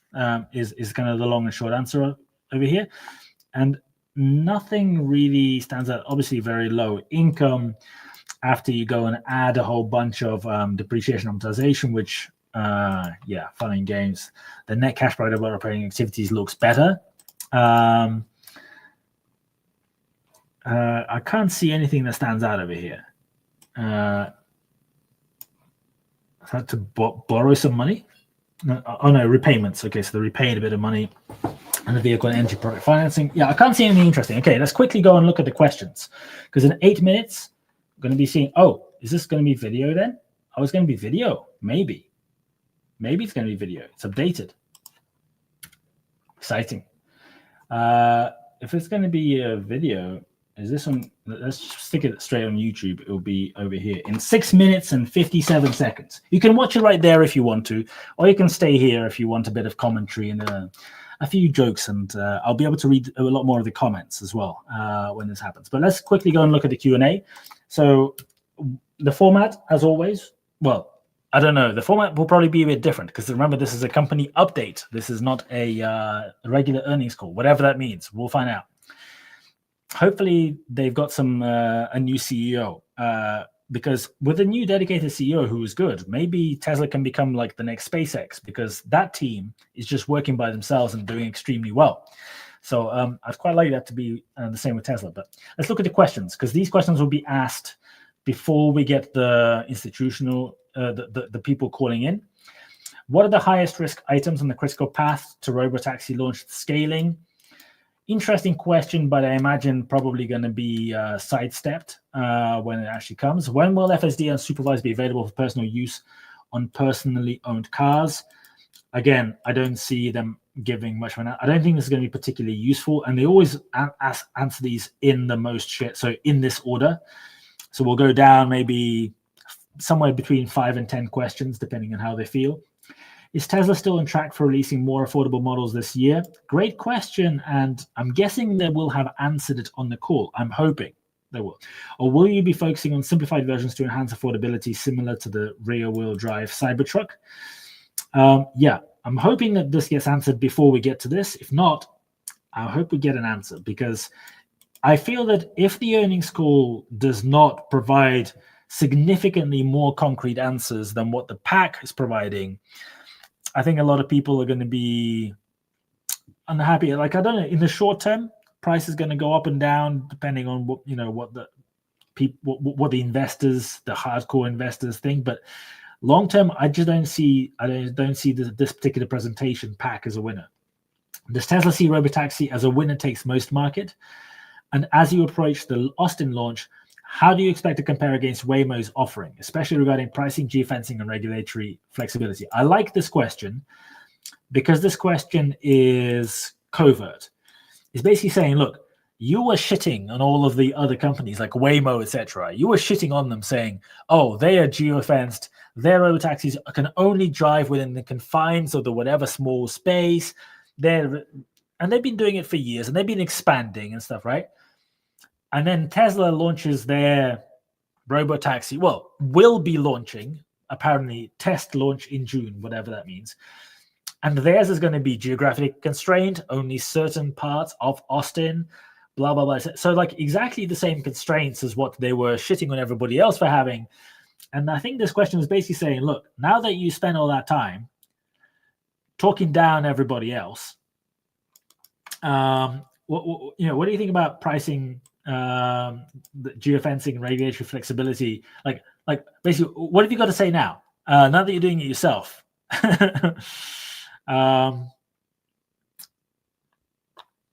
What else we got? Can you please provide an update on the unboxed method and how it is progressing? I would love to hear an actual answer to this question, and I hope we get one. I'm not holding out too much hope though. How is Tesla positioning itself to flexibly adapt to global economic risks in the form of it's just a waste of a question. Like if you ask this kind of question, what do you think is the answer going to be? Are you going to get any value from this? My take is you will not. Does Tesla still have a battery supply constraint noted on the Q4 earnings call? And how does this change with tariffs? I think the questions are a bit boring. I'm hoping that the live questions that the analysts will be asking will maybe have a bit more punch. But I imagine they'll probably have the usual suspects like Pierre Farragut and a bunch of others who will be relatively positive and not ask the obvious question of what is being done to actually make the company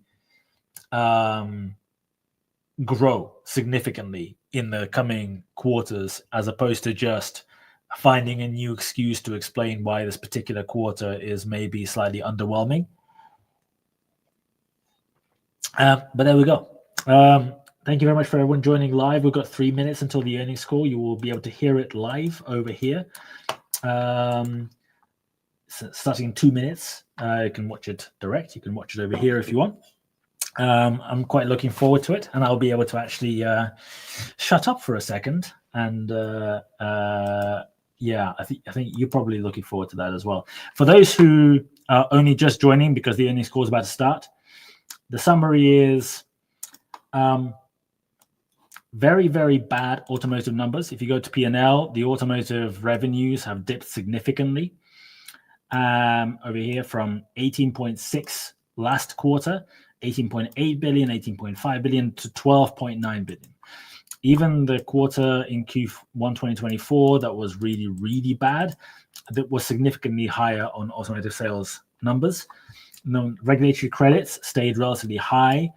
And in terms of the overall P&L performance, it is extremely disappointing because the media are obviously going to pick up that the net income and even the operating income are lower than the amount of regulatory credits, which means without the regulatory credits, it would have been negative. Yeah, somebody's pointing in the comment section. If you can hear this, please tell me. And I will mute it just for a second. And if you can hear that, please do tell me, and I will move it over here. And I will put it. Yeah, can hear it. Good. Thank you. I will play that whenever it actually starts. So yeah, let's not get the heavy music until it actually starts. I've got it right here on this screen, so I will stick it on as soon as it actually starts. It is playing, but nothing's happening so far. So yeah, very, very disappointing quarter. Even more disappointing than the sales numbers suggested, because the revenue numbers dipped significantly more than the delivery numbers did, which indicates that there is a very big pressure on pricing. We're seeing relative stagnation in terms of development schedules, because the wording around the timelines on when things are going to be delivered is continually pushing things out from, beginning of the year to first half of the year to sometime within the year. Over the last few earnings, everything just keeps being pushed out. The new wording in some of the text over here is saying that they're basically, if you read between the lines, not planning to build any new factories. The existing factories are good for up to 3 million vehicles at peak capacity if everything goes perfectly, but no new factories in plan, which I think means I personally, but a number of other analysts will probably be downgrading their models in terms of expectations on future volumes. And there was another line over here which I think said, what did it say? That the compact car, etc., is scrapped, and they're just going to be doing a simplified version of a Model 3, Model Y. So that's not particularly good, I think. And they're still promising the Cybercab, and I think the weight of expectation on the Cybercab is massively disproportionate to what that Cybercab might actually produce. Yeah, still music and nothing happening. How do I play this? Let me just play it quietly, because what if it's just going to be an audio only event? Let's just put it quietly in the background. Hopefully it's not too bad, because I don't want to miss it while talking. But yeah, they're not going to be doing. Somebody's pointing out they had a very bad quarter, and they will not give any guidance until next quarter. I actually think probably quite a few companies are going to be saying the same thing, because it is so difficult to give guidance when the tariff policy changes every single day.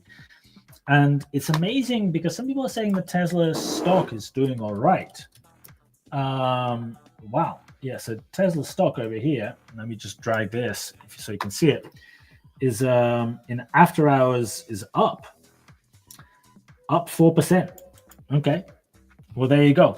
That tells you everything you need to know. What do I know, right? I think the market is a lot more impressed on Tesla than I am. Maybe something is happening out there that I am not aware of because I've been reading stuff. But yeah, compact car coming. It's going to be a simplified Model 3, limited launch of the Cybercab. They posted this photo of what they're saying is a pilot production line for the Optimus robot, which, if you're honest, doesn't look like much of a production line. You can see that there is these things, they obviously move along, right? The stations, they move along, and each of them holds a robot. And I guess it starts over here and moves along, but it kind of looks like it is not really necessarily geared for very high volumes at this stage. Very, very manual, and just within just the overall factory setting where there's just all kinds of everything everywhere. So I think people are too excited about Optimus in terms of its commercial benefits and in terms of its timelines. I think everyone's too excited about the Cybercab. I think the expectation from people who live in cities that the Cybercab will replace all cars and nobody will need a car to get around is misguided. I think there is certainly a proportion of the population who would be very happy going around in cars. Going around in taxis in cities is cheaper than owning a car. And yet, people who live in a city still own a car. Because when you take into account the operating cost of the car, the repairs, the fuel, the everything, etc., there is a reason why people own cars, which is not just to do with cost per mile. Trump is announcing tariff easing. Is that what's happening? Apparently. Oh well, we will have to find out what's happening on that while the earnings call is happening. So is everyone just canceling the earnings call because Trump is talking? Is that what's going on? What's happening?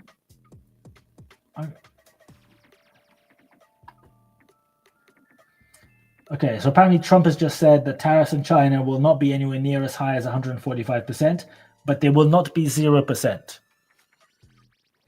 What does that mean? What does that mean? Oh dear.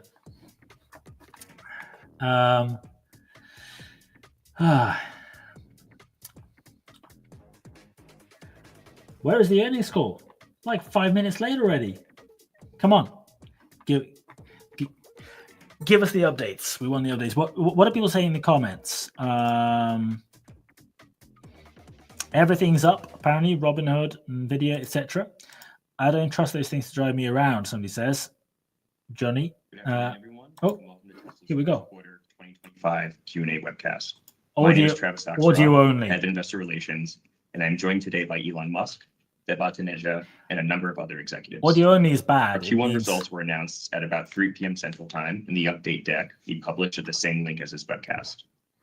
During this call, we will discuss our business outlook and make forward-looking statements. Yeah. These comments are based on our predictions and expectations as of today. Actual events or results could differ materially due to a number of risks and uncertainties, including those mentioned in our most recent filings with the SEC. During the question and answer portion of today's call, please limit yourself to one question and one follow-up. Please use the raise hand button to join the question queue. Before we jump into Q&A, Elon will be providing an update. Elon? Let's go. Hello, everyone. Well, it's never a dull moment these days. You don't say. Well, thanks for sure. Every day is going to be exciting. As people know, there's been some blowback for the time that I've been spending in government with the Department of Government Efficiency, or DOGE. I Yeah. think the work that we're doing there is actually very important for trying to rein in the insane deficit that is leading our country, the United States, to destruction. And the Doge team has made a lot of progress in addressing waste and fraud. The natural blowback from that is those who were receiving the wasteful dollars and the fraudulent dollars will try to attack me and Doge team and anything associated with me. So but then I'm really left with two choices. Should we just let the waste and fraud continue? And it was continuing at it to grow at an He's really doing a martyr unsustainable speech pace here. that was bankrupting the country, or to fight the waste and fraud and try to get the country back on the right track. And I believe the right thing to do is to fight the waste and fraud and get the country back on the right track, and working together with the President Trump and his administration. Because if the ship of America goes down, we all go down with it, including Tesla and everyone else. So, oh, come I on. think this is this critical work. Saving Now, the 2% protests that of you'll the see budget is out not. there, they're very organized. They're paid for. They're obviously not going to admit that the reason that they're protesting is because they're receiving fraudulent money, or that they're the recipients of wasteful largesse, but they're going to come up with some other reason. I think blaming nefarious actors. But that is the real reason It's for the just protests. The actual reason is that those receiving the waste and fraud wish to continue receiving it. I That is don't, I the real don't believe that's the thing that's case. going on here, obviously. So now that said, I do think there's the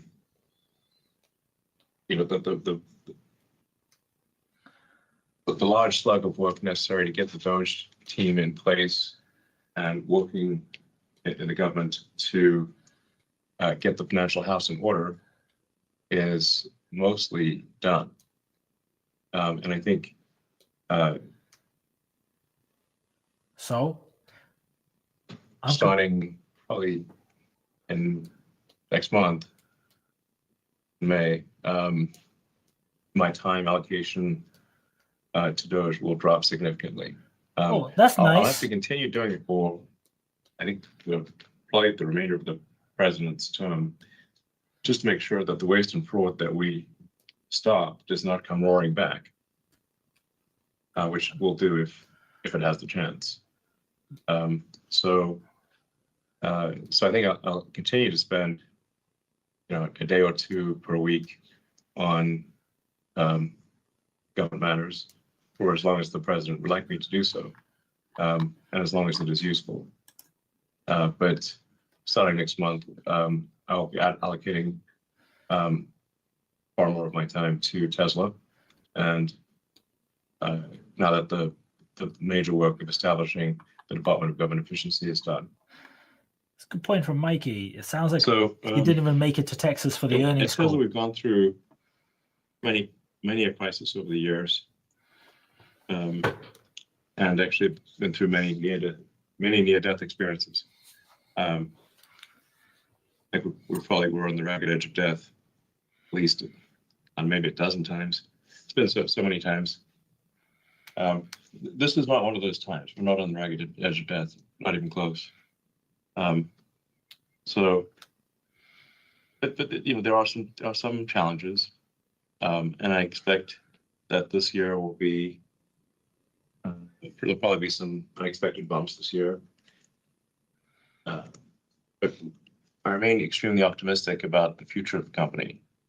The future of the company is fundamentally based on large-scale autonomous cars and large-scale, in large volume, vast numbers of autonomous humanoid robots. So this is a really bad earnings call or company update. The value of a company that makes truly useful autonomous humanoid robots and autonomous useful vehicles at scale, at low cost, which is what Tesla's going to do, is staggering. I continue to believe that Tesla, with excellent execution, will be the most valuable company in the world by far. But that's an important if. We must execute well. But if we do execute well, I think Tesla will be the most valuable company in the world by far. It may be as valuable as the next 5 companies combined. So, but there'll be a few bumps along the road before that happens. I said, I think on the last earnings call that, we'll start to see the prosperity of autonomy take effect in a material way around the middle of next year. Well, we still expect to be selling fully autonomous rides in June in Austin, as we've been saying for now several months. So that's continued. But the real question from a financial standpoint is, when does it really become material and affect the bottom line of the company? And start to be a fundamental part of when does it move the financial needle in a significant way? That's probably around the middle of next year, second half of next year. And then once it does start to move the financial needle in a significant way, it will really go exponential from there. So I haven't heard that one before. I'd encourage people to look beyond like the,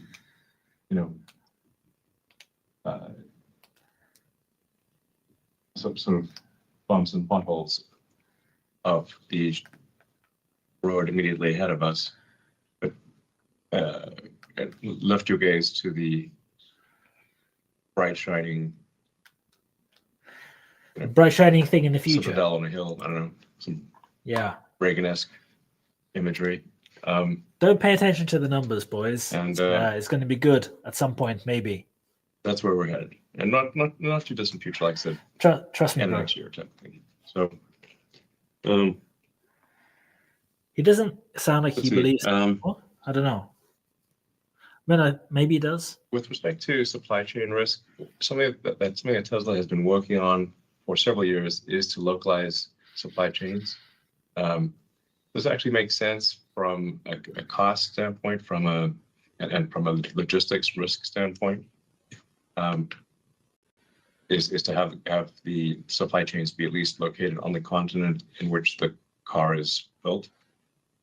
And so we are, I think, the least affected car company with respect to tariffs, at least in most respects. I mean, it remains to be seen. Now tariffs are still, tough on a company when margins are still low. But we do have localized supply chains in North America, Europe, and China. So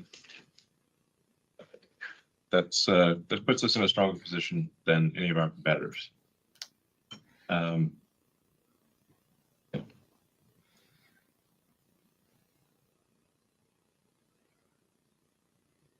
What happened?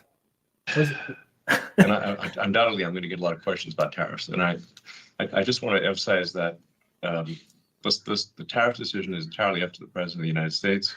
It's not me. It's not me. I will weigh in with my advice with the President, which he will listen to my advice, but then it's up to him, of course, to make his decision. I've been on the record many times as saying that I believe lower tariffs are generally a good idea for prosperity. But this decision is fundamentally up to the elected representative of the people, being the President of the United States. So, I'll continue to advocate for lower tariffs rather than higher tariffs, but that's all I can do. Oh, man. Now let me walk you through why I'm so excited about the future of Tesla. Go on in. So first of all, autonomy. The team and I are laser focused on bringing robotaxi to Austin in June. Unsupervised autonomy will first be solved for the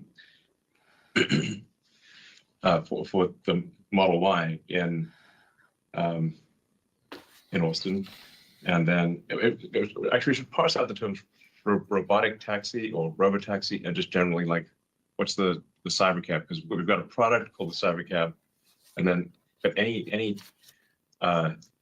Tesla, which could be an S3, X, or Y that is autonomous, is a robotic taxi or robo-taxi. It's very confusing. So the vast majority of the Tesla fleet that we've made is capable of being a robo-taxi or robotic taxi. As we're going from, once we can make the system work where you can have paid rides fully autonomously with no one in the car in one city, that is a very scalable thing for us to go broadly within whatever jurisdiction allows us to operate. So because what we're solving for is a general solution to autonomy, not a city-specific solution for autonomy, once we make it work in a few cities, we can basically make it work in all cities in that legal jurisdiction. So once we can make it basically work in a few cities in America, we can make it work anywhere in America. But that's what Waymo says as well. Once we can make it work in a few cities in China, we can make it work anywhere in China, likewise in Europe, limited only by regulatory approvals. So this is the advantage of having a generalized solution using artificial intelligence and an AI chip that Tesla designed specifically for this purpose, as opposed to very expensive sensors and high precision maps of a particular neighborhood where that neighborhood may change or often changes, and then the cost stops working. So we have a general solution instead of a specific solution.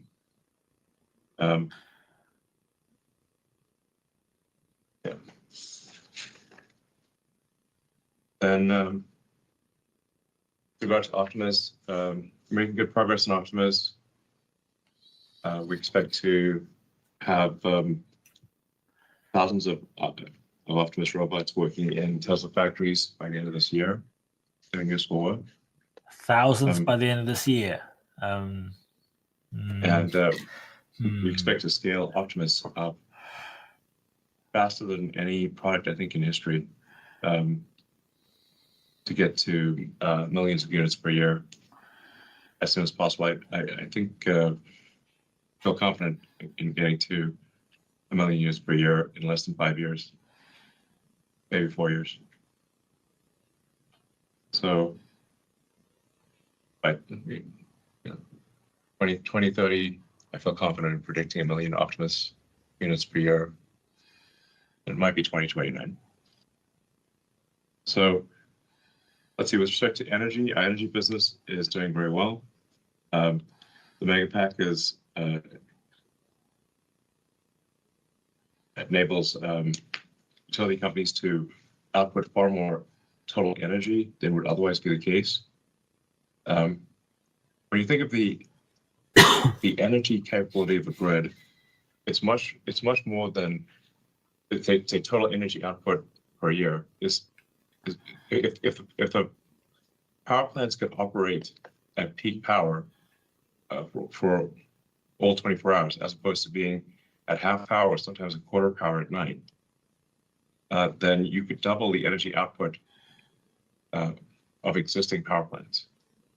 But in order to do that, you need to buffer the energy so that you can charge up something like battery pack at night and then discharge into the grid during the day. So this is a massive unlock on total energy output of any given grid over the course of a year. And utility companies are beginning to realize this and are buying our megapacks at scale. So at this point, a gigawatt class battery is quite a common thing. So we have many orders in the hopper for gigawatt and beyond batteries. And we expect the stationary energy storage business to scale ultimately to terawatts per year. So very, very big numbers. Now, Q1, first quarters of a year are usually pretty tricky. because it's usually the worst quarter of the year because people don't want to go buy a car in the middle of winter during a blizzard. So, and this, so we picked Q1 as like a good quarter to do a cutover to the new version of the Model Y, and we changed production of the world's best-selling cars. Worth remembering, the Model Y is the best-selling car of any kind on Earth, with a 1.1 billion unit per year output of a single model. And we did this changeover at the same time in factories all across the world. So congratulations to the Tesla team on an amazing job in pulling off what is a very difficult transition. Weird how still no mention of this new car. So like, yeah, nothing at all. It really does very impressive work. So yeah. In conclusion, while there are many near-term headwinds for us and the broader industry, the future for Tesla is brighter than ever. The value of the company is delivering sustainable abundance with our affordable AI-powered robots. So a spray that I like this phrase, sustainable abundance for all. If you say, like, what's the ideal future that you can imagine? That's what you'd want. You'd want abundance for all in a way that's sustainable. It's good for the environment. Basically, this is the happy future. If you say, what's the happiest future you can imagine? One which that would be a future where there's sustainable abundance for all. Closest thing to heaven we can get on Earth, basically.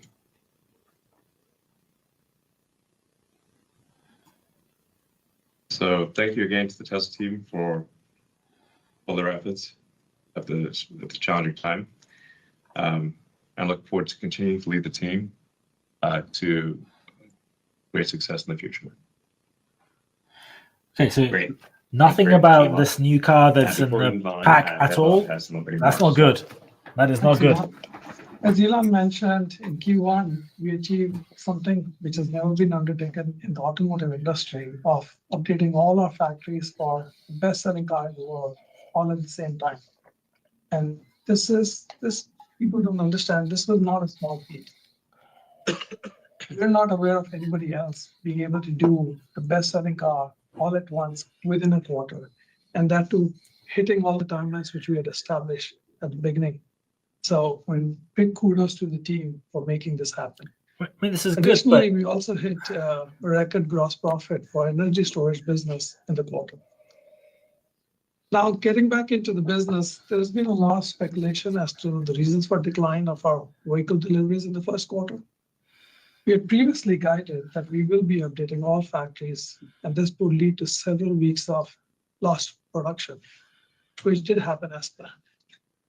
The ripple effect of the change is not having enough new Model Y available in most markets for people to see and experience till the last few weeks of the quarter. Additionally, the negative impact of vandalism and unwarranted hostility towards our brand and our people had an impact in certain markets. Despite this, we were able to sell out legacy Model Y in US, China, and a few other markets within the quarter. And again, just so people understand, we were producing the legacy Model Y till middle to end of February. And we switched over and we were able to still sell out within that period. So again, big achievement by all the people at Tesla to make it happen. We have a very extremely competitive vehicle lineup, which with most vehicles going through a recent update. And add to that, advances in FSD, you have a personal chauffeur which can take you almost anywhere under supervision. There are numerous stories shared by customers ranging from how it has improved their daily commute, to providing mobility to customers with disabilities, to giving older customers the ability to travel comfortably and independently. Not only is FSD supervised safer than a human driver, but it is also improving the lives of individuals who experience it. And again, this is something you have to experience, and anybody who has experienced just knows it. And, we've been doing a lot lately to try and get those stories out, at least on X, so that people can see how other people have benefited from this. Now, coming into some of the financial stuff, auto margins declined sequentially, primarily due to the reduction in the total number of deliveries, lower fixed cost absorption due to factory changeovers, and lower regulatory credit revenues, offset by a slight increase in pricing due to the launch of new Model Y, despite incentives which we had to sell legacy Model Y. Our energy storage business, like I said before, has achieved yet another milestone of great highest gross profit in the quarter.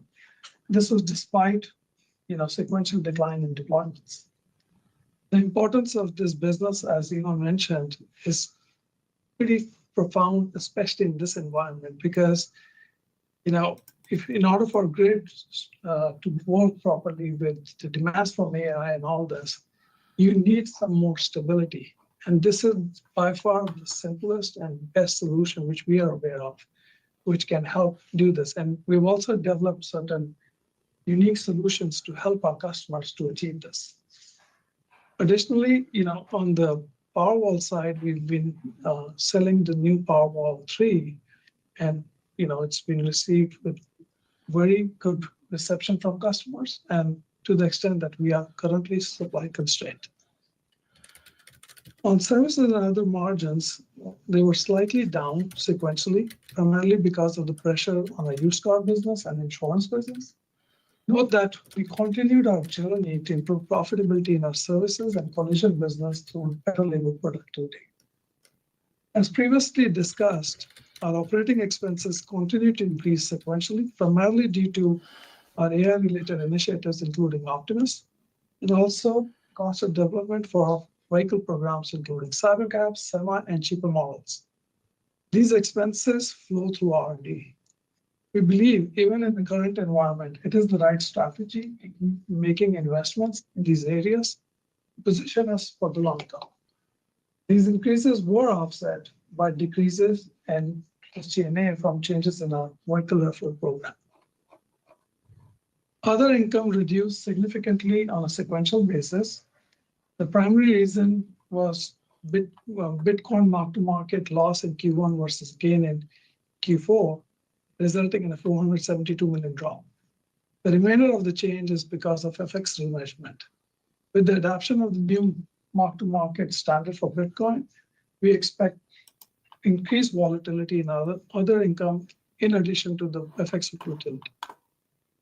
I know tariffs is the hottest topic which people talk about, and it has various impacts to our business. As Elon mentioned, on the vehicle business, we've been on this journey of regionalization for years. Specifically in the US, Model Y has been rated the most American model-made car on Cars.com Made in America Index 3 years in a row. This in part is of all the work which the team has been doing over the years. And to the extent that today, if you look at our vehicle lineup in US, we're about approximately on a weighted average basis, 85% USMCA compliant. So we need the questions. This definitely gives us a bigger edge as compared to our other OEMs in terms of managing the tariffs, but we're not immune, because when the Section 232 auto tariffs become effective in May, which includes Canada and Mexico, and Canada and Mexico has been part of our regionalization strategy, they will have an impact on our profitability. And I know research modeling on this impact has been about a couple of thousand, which is pretty much in line with what we've been forecasting. The impact of tariffs on the energy business will be outsized since we source LFP battery cells from China. We're in the process of commissioning equipment for the local manufacturing of LFP battery cells in the US. However, the equipment which we have can only service a fraction of our total installed capacity at Lathrop. We've also been working on securing additional supply chain from non-China based suppliers, but it will take time.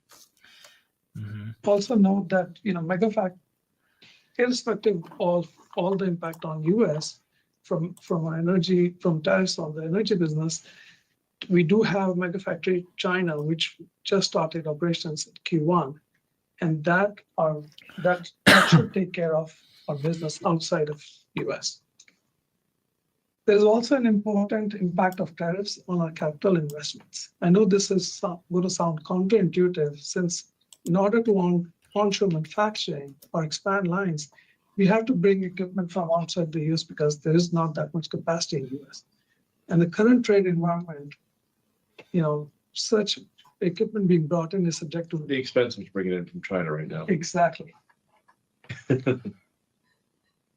And the reality is that China has the basic one which has the most capacity to provide this equipment.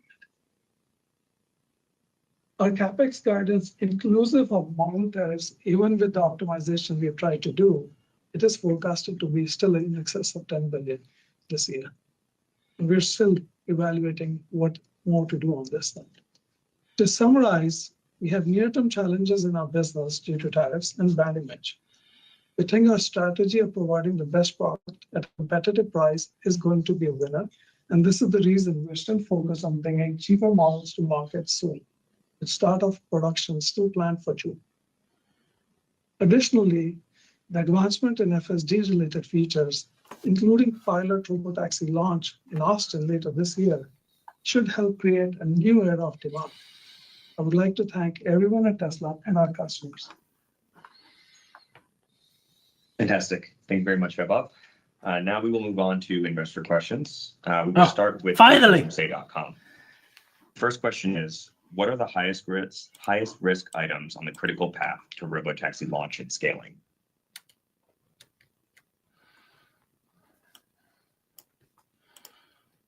It is Ashok. Yeah, we've got Ashok on. Sure. Well, just to clarify the disambiguate the cyber cab from robotaxi once again. So so funny. The Teslas, because the Teslas that will be fully autonomous in June in Austin will be Model Ys. So okay. that is that's currently on track to be able to do paid rides fully autonomously in Austin in June, and then to be in many other cities in the US by the end of this year. It's very difficult. It's difficult to predict the exact ramp, sort of week by week or month by month, except that it will ramp up very quickly. So it's going to be like basically an S curve where it's very difficult to predict the intermediate slope of the S curve, but you kind of know where the S curve is going to end up, which is the vast majority of the Tesla fleet being autonomous. So that's why I feel confident in predicting large-scale autonomy around the middle of next year, but certainly the second half of next year. Meaning, I predict that there will be millions of Teslas operating autonomously, fully autonomously, in the second half of next year. So they're basically saying it's just going to be Model 3, Model Y cars driving around, probably with some remote supervision. It does seem increasingly likely that there will be a localized parameter set where sort of like that the this is painful.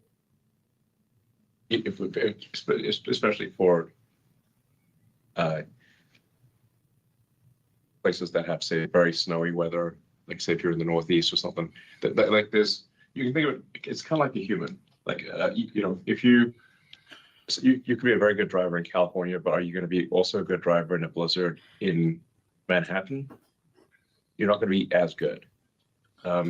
So there is actually some value in, you can still drive, but your probability of an accident is higher. So it's increasingly obvious that there's some value to having a localized set of parameters for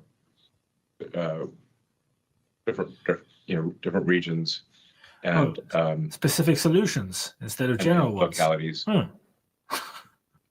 But this is I put that in the nice to have category. It's not the required category.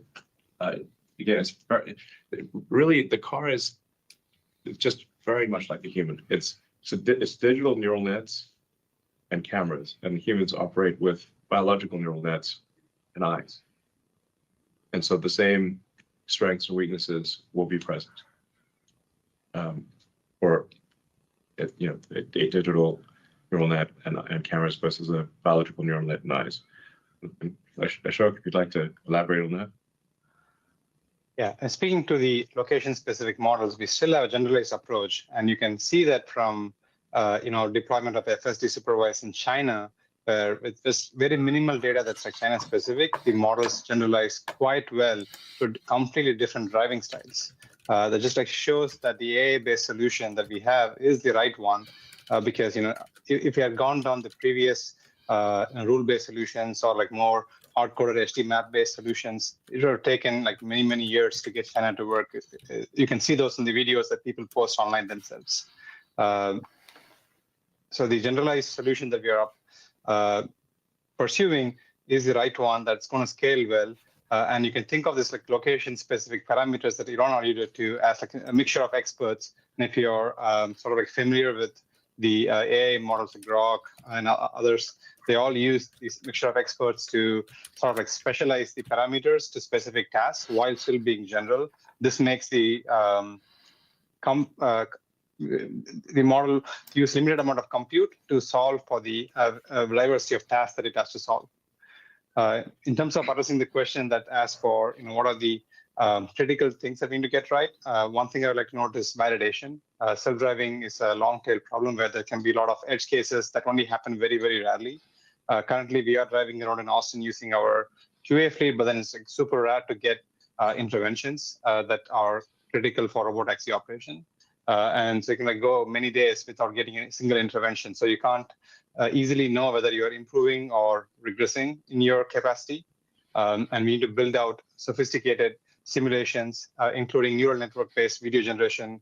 That's all happening in the background to make sure that we deliver a safe product and we are able to measure our safety, even though we can't just like see it by driving around the block or something like that. In very basic terms, if we're seeing an accident every 10,000 miles, well, then you have to drive 10,000 miles on average before you get an accident or an intervention. So it's like, okay. Now imagine, I mean, we must be really, people must be very worked out by the sheer number of Teslas doing circuits in Austin right now. We're like, well, it's going to look pretty bizarre. Yeah. Some people are chasing us away. Yeah. There's just always a convoy of Teslas going just going all over to Austin in circles. If you go around the circles, that's definitely going to be quite difficult to find edge cases. In order to figure out the long tail things, if it's 1 in 10,000, let's say it's 1 in 20,000 miles, or 1 in 30. Now the average person drives 10,000 miles in a year. So now try to compress that test cycle into a matter of a few months. It means you need a lot of cars doing a lot of driving in order to compress that, or just do in a matter of a month what would normally take someone a year. Yeah, and exactly. I would just also add that if you haven't looked at those videos coming out of China, people are those videos are amazing. They're putting it to real test. I mean, they're the dirt roads. Frankly, I think the Chinese consumer might be the most demanding consumer, and I actually, customers in China are awesome. They have a lot of fun with the cars. I saw one guy take a Tesla on autonomously on a narrow dirt road. Yes. Across like a mountain, and I'm like, still a very brave person. And the Tesla's driving along on a road with no barriers, where if he makes a mistake, he's going to plunge to his doom. But it worked.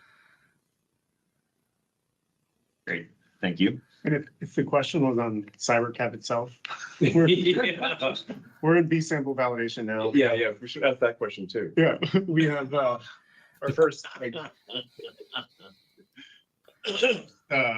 big builds coming at the end of this quarter, within Q2, and then in the coming months we start to large scale installation of all the equipment in Giga Texas with still on schedule for production next year.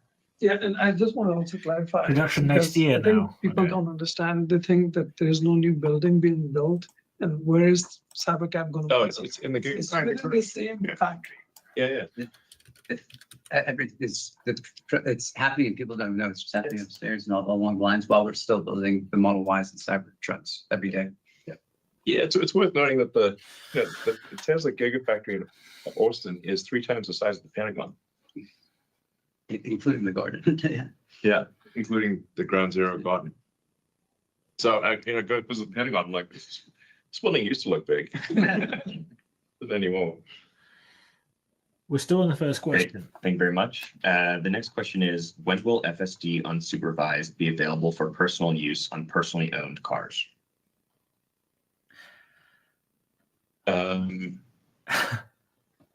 Before the end of this year. Not What? necessarily every, let's say, so within the US, like we do want to test, like we're at Tesla, we're absolutely hardcore about safety. This year? We go to great lengths to make the safest car in the world and have the lowest accidents per mile, and fewest lives lost. So we want to be very careful. So we want autonomy to be definitively safer than manual driving. So it's not enough that it just be as safe. It needs to be meaningfully safer than if the car is manually driven. So, and we want to confirm that there's not something. We just want to be cautious with the rollout. We don't want to jump in at the deep end with an army. So, but that said, I think we should be able to have it work in several cities later this year for personal use. The acid test being you should be able to can you go to sleep in your car and wake up at your destination? Yeah. And I'm confident that will be available in many cities in the US by the end of this year. Okay. On personal Great, cars. thank you very much. I- The next question I is strongly Tesla still don't on believe track it, for but- releasing more affordable models this year, Oh yeah. or will you be focusing on simplified versions to enhance affordability, similar to the rear-wheel drive Cybertruck? Yeah, they forgot to talk about it. Yeah, on we're the still Analyst call. planning to release more this year. As with all launches, we're working through like the last minute issues that pop up. We're knocking them down one by one. At this point, I would say that ramp might be a little slower than we had hoped initially, but there's nothing, just kind of given that turmoil that exists in the industry right now. But there's nothing that's blocking us from starting production within the timeline we laid out in the opening remarks. And I will say it's important to emphasize that, as we've said all along, the full utilization of our factories is the primary goal for these new products. And so flexibility of what we can do within the form factor and the design of it is really limited to what we can do on our existing lines rather than building new ones. But we've been targeting the low cost of ownership. Monthly payment is the biggest differentiator for our vehicles. And that's why we're focused on bringing these new models with the lowest price to the market within the constraints I just highlighted. Great, thank you very much. That was The next question a is, side does swipe. Tesla see robotaxi as a winner-take-most market? And as you approach the Austin launch, how do you expect to compare against Waymo's offering, especially regarding pricing, geofencing, and regulatory flexibility? Well, okay. The issue with Waymo's cars is they cost way more money.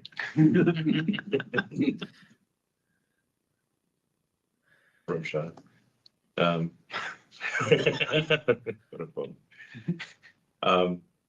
But that is the issue. The cars are very expensive, made in low volume.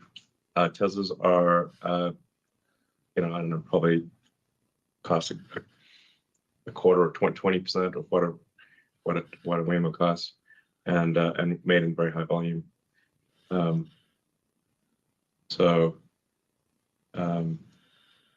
Ironically, we're the ones that made the bet that a pure AI solution with cameras and audio, the car actually will listen for sirens and that kind of thing, is the right move. And Waymo decided that an expensive sensor suite was the way to go, even though Google's very good at AI. It's ironic. And it is worth noting that Tesla's built an incredible AI, AI software team and AI hardware chip design team from scratch, from nothing. We didn't acquire anyone. We just built it. So, yeah, it's really. I mean, I don't see anyone being able to compete with Tesla at present. And I'm sure that'll change eventually.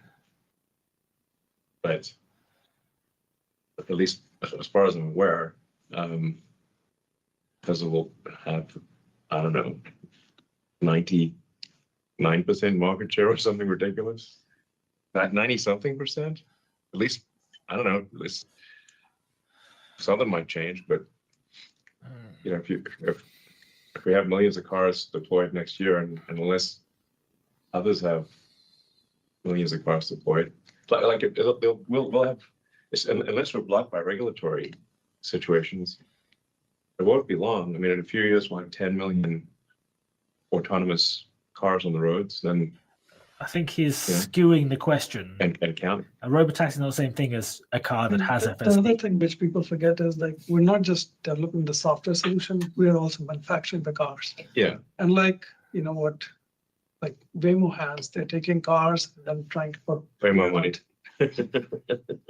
we don't do that. So that definitely gives us a big leg up. And like Elon said, we already have a big existing fleet, which hopefully with the software update could become autonomous. With the software update, it will become autonomous. To be clear, the Model Y that we're talking about in being autonomous in Austin in June are the Model Ys we make currently. There's no change to it. I think people don't appreciate that the car which they can buy today, The car that they have. or the car they have, is capable of Yeah. these kind of things. In fact, it does drive autonomously from the factory to the end of line, every car Yeah. nowadays. So In there's the that US. through the tunnel, the Model Ys, everything. Right. Yeah. Exactly. We have it is being put to use. It's doing useful work fully autonomously at the factories, as Ashok was mentioning. The cars drive themselves from end of line to where they're supposed to be picked up by a truck to be taken to a customer. And I'm confident also that later this year, the first Model Y will drive itself all the way to the customer. So from a factory in Boston and our one here in Fremont, California, I'm confident that from both factories, we'll be able to drive directly to a customer from the factory. Cool delivery. Yeah, Waiting outside the literally fence. goes from the end of line and drives themselves to your house. It's important to note in the factories, we don't have dedicated lanes or anything. People are coming Yeah. in and out every day, trucks delivering supplies, parts, construction, for Well, and people can film it. By the way, you Yeah. can see this from the road. Like Yeah. it's not covered. exactly. In this videos, people take videos online, and anyone who wants to go see it can just drive past our Fremont factory and see the autonomous It's cars like driving that. themselves. And they drive themselves and they put themselves in the exact right spot to be picked up. Yeah, the logistics yard is right there in the open. You can see Yeah, it. We don't move it again to another lane. but they go to a specific spot, parking Exactly. spot. Yeah. Yeah. So that's just a routine, like everyday thing now. Great, thank you very much. The next question is, can you please provide an update on the unboxed method and how that is progressing? Sure.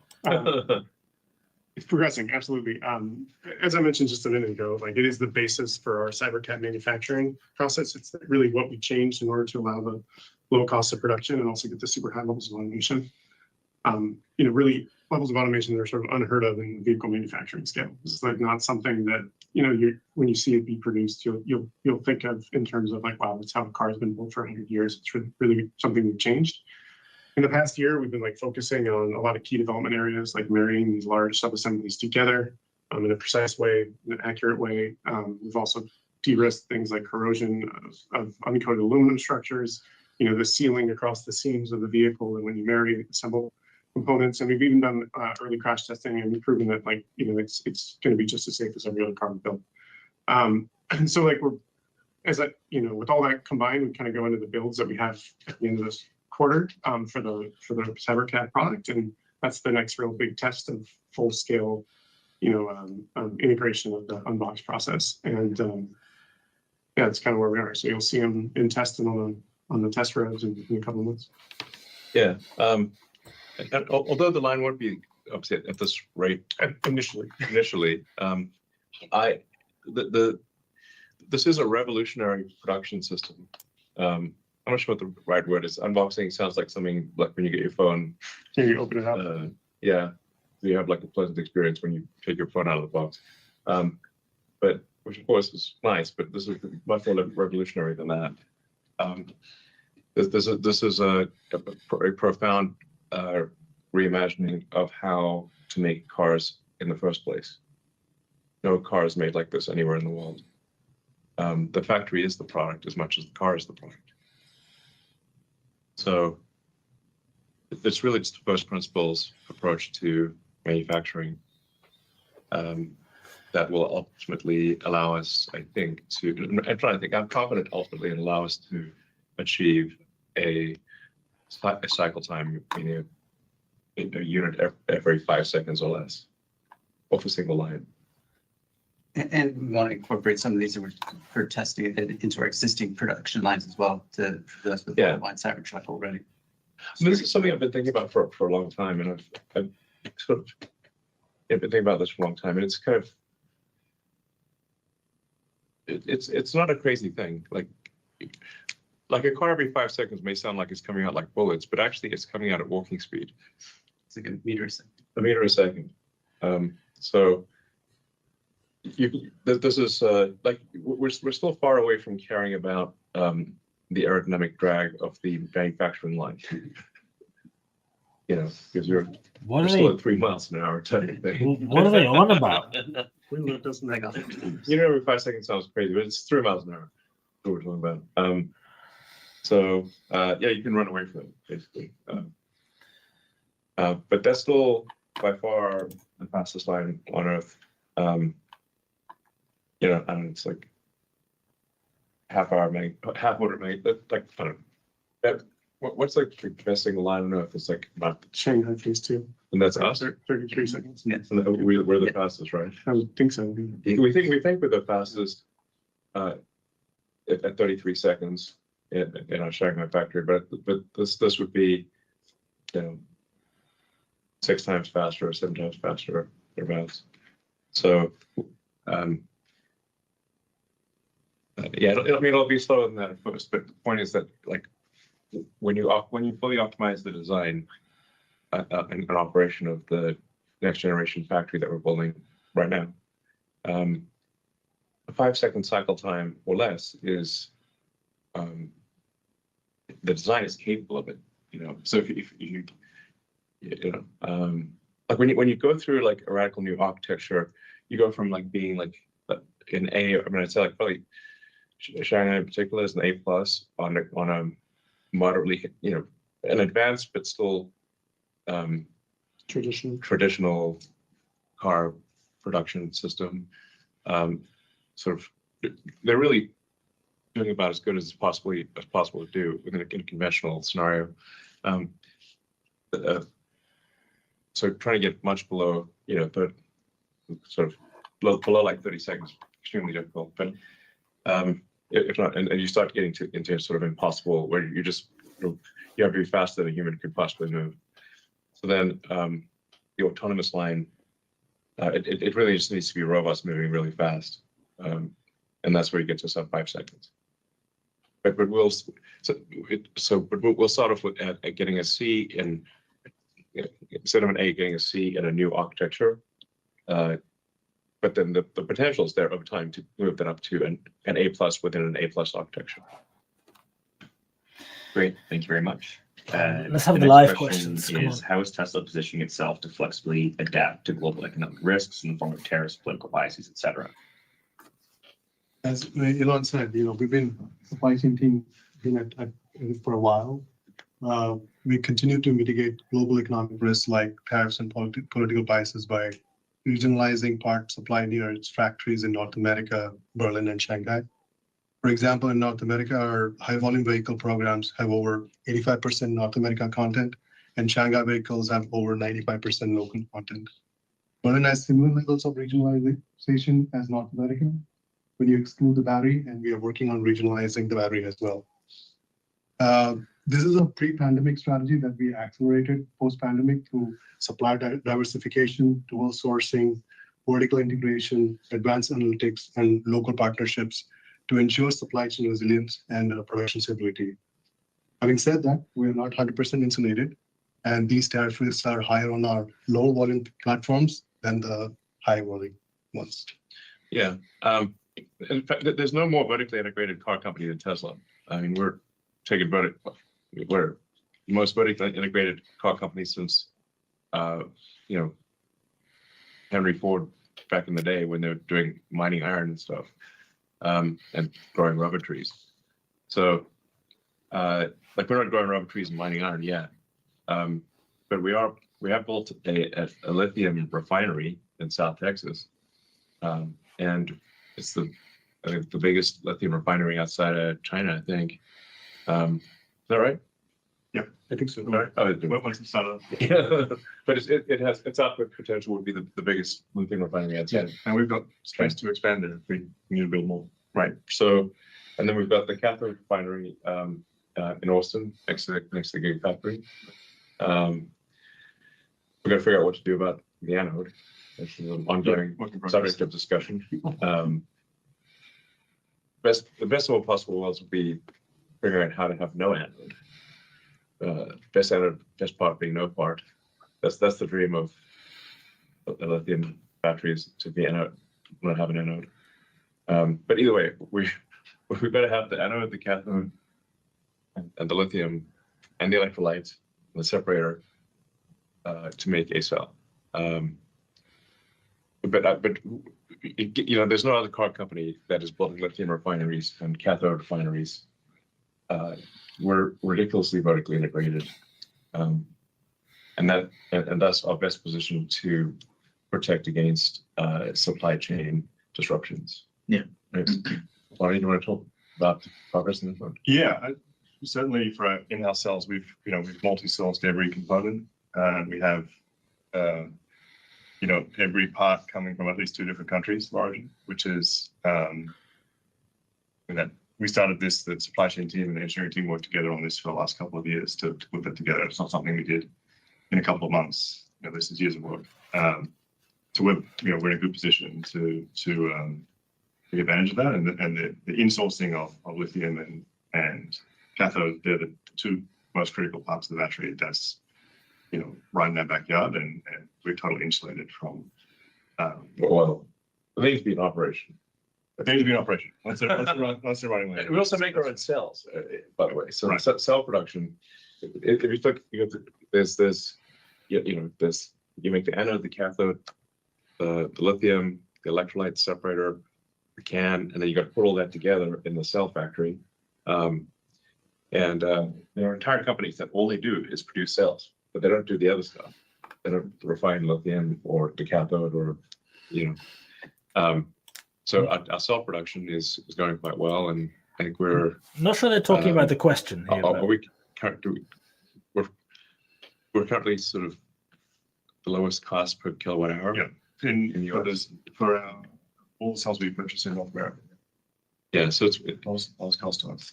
yeah, so we have the lowest cost per kilowatt hour, all things considered. So the Tesla cell is the most competitive cell. For a kilowatt hour put into a car, if it's a Tesla cell, it's lower cost than if it's a supplier cell. Yeah, and the plan this year is to really build off that base. Getting to lowest cost is it's the hardest challenge for cell manufacturing. It's relatively easy to build a flashy product that does one thing well. To build something at high volume and low cost is super difficult, and we're kind of using that as a base to then build off and add performance in different areas for new products coming out.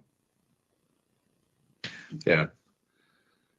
So Yeah, I mean, to Elon's point, there's a lot of advantages for regionalization. The most important thing is we're not tying up working capital for 6 to 8 weeks on the ocean.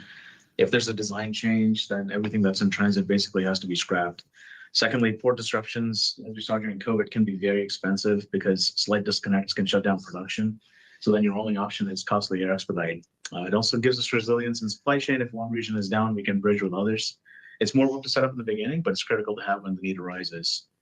Having said that, it's unrealistic to assume 100% regionalization across the board for specialized areas such as semiconductors. In such cases, our team works very closely with our partners to ensure we have strategic banks in place and a disruption doesn't impact production while we stand up the regional manufacturing for that particular commodity. And I'll say like on the rest of the vehicle, like Elon was talking about with cells, we're also heavily vertically integrated. We import ingots, and turn them into castings. We recycle those in melt centers. The same thing with plastics, but it doesn't mean we're not exposed. We do have some areas where we use rare earth magnets, and we've been working for years to find alternative sources and bring those up, as well as we have our induction machines. And as we've mentioned in the past, we're working on ferrite motors for some time. So like, as Karn said, with our heavy regionalization percentages, we're definitely like the lowest, exposed to this, but we're not completely immune, as Bob mentioned in his opening remarks. Great. Similarly related, on the battery side, does Tesla still have a battery supply constraint as noted on the Q4 call? And does that change with tariffs? So this is Karn. We've been working very hard to expand battery cell production in the US, both with vendors and what Bonnie mentioned earlier with the 4680 program. And we're also working on moving the upstream supply chain for battery cells to the United States for several years. And that strategy is really starting to pay off now. As it stands right now, we're not constrained on battery cell supply for vehicles. The recent tariffs do pose some challenges to Tesla Energy, like our CFO mentioned earlier, but it's something we've been anticipating and we should be able to resolve in a timely fashion. We actually have a plan in place and we're executing towards it. We also have some other sources coming online to supplement the shortfall. And then, of course, we have the L3 production that's happening in-house. We have a slight disconnect of aligning the right cells with the right packs. So that's the puzzle that we have to solve internally. But as far as cells go, there's no shortage. Great. Thank you very much. The next question is, did Tesla experience any meaningful changes in order inflow? Are there going to be any live questions relating to all of the rumors of brand damage? So in Q1, as mentioned earlier, we took the best-selling car of the last 2 years and ramped up all 4 of our global factories. And in less than 8 weeks, we've already gone to the rate of our previous Model Ys, the factories. So just kudos again to the team for the great job there. And despite the economic strain and negative articles that in California in Q1, Tesla remained the best-selling car, not just EV. And additionally, we had a record number of test drives globally in Q1 as well. So interest remains high. And so right now we continue to see, good interest still in the vehicle. Yeah, I mean, Tesla's not immune to sort of the macro demand for cars. Yes. So when there is economic uncertainty, people generally want to pause on buying, doing a major capital purchase like a car. But as far as absent macro issues, we don't see any reduction in demand. Correct. And that's where we continue to focus on affordability, and it's a fundamental focus there. Yeah. Fantastic. Thank you, guys. Live The questions? next question is No? regarding the Tesla Optimus pilot line. Could you Wow. confirm if it is currently operational? If so, what is the current production rate of Optimus bots per week? Additionally, how might the recent tariffs impact the scalability of this production line moving forward? No, Optimus. I just want to emphasize, Optimus is still very much a development program. It's not a large volume production. It's fine. This year, we'll make a few. We do expect to make thousands of Optimus robots, but most of that production is going to be at the end of the year. Okay. So, Walking it back a bit. almost everything in Optimus is new.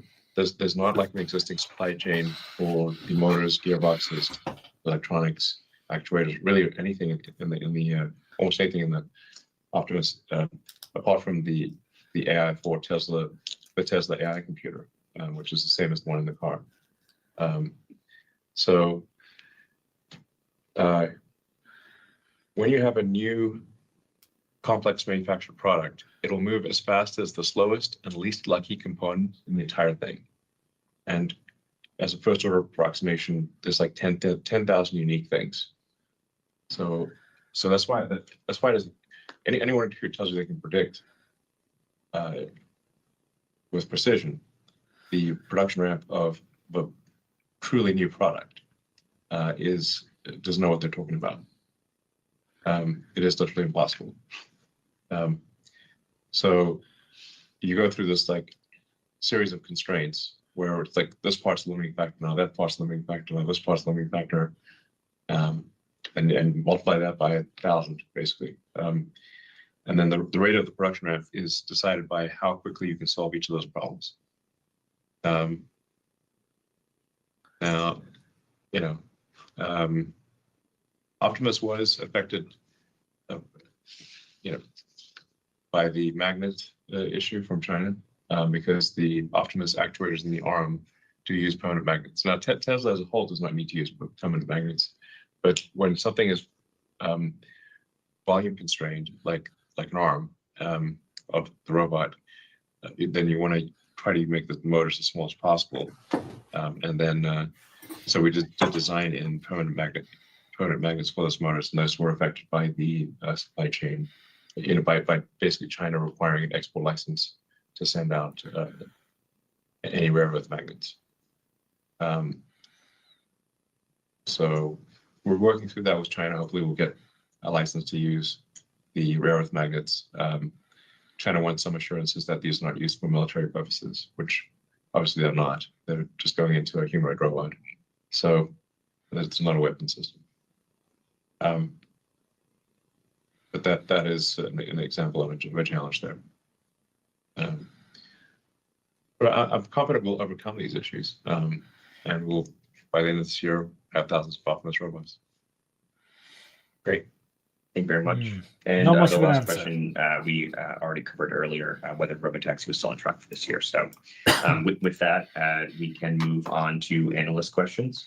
The first Yay! question is going to come from Pierre at New Street. Pierre, yeah. Please unmute yourself. Surprise. Hey guys, can you hear me? Yeah. That's great. So I'm super excited to hear robotaxi and Optimus becoming the very tangible future for Tesla. But I have actually a question on the legacy, not the legacy, but the current auto business. And when I look back at the ramp of Model 3 a few years ago, I really saw it as being the iPhone of cars, a new product, completely reinvented, very different user experience, vastly superior, impossible to match for traditional competitors. And for the iPhone, it resulted in the high end of the smartphone market quadrupling in size, and actually Apple taking 60% market share. And so when you look at the Model 3 and the Model Y today, I think they are still really vastly superior to any other cars. And I wonder why they've taken about 15% of their addressable market and not more, actually. So another way to put it is, why are there so many people still buying BMWs and Mercedes, knowing that the Model 3 and the Model Ys are out there and available? And I wonder if you're trying to solve that riddle internally, if you understand why, what are these? I like the question because it's loaded. It's a good question. Why missing? And if you have ideas of things you could do to address that, maybe there is enormous value left on the table there. That's what I'm. Why are people buying all the other cars and not buying Teslas? If Tesla's so great, it's a good question, right? The reality is that in the future, most people are not going to buy cars.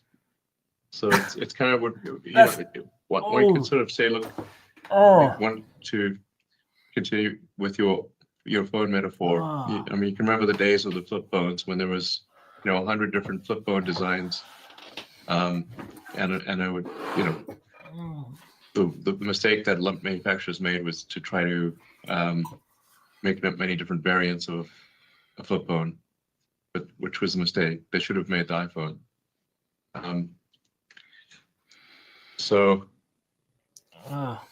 Because obviously everyone's going to want a smartphone. But in the beginning of when the iPhone came out, I was like, wow, I can't believe these guys are not reacting as though this is death. But they didn't. They kept making variants of flip phones. Nokia, I think at one point was the most valuable company in the world, or close to it. But they kept making flip phones. Trying to find another market niche. Maybe somebody wants a phone of a different style, maybe this different color or whatever it is. Nope, they just want a super intelligent phone that can do everything. Just one. So, I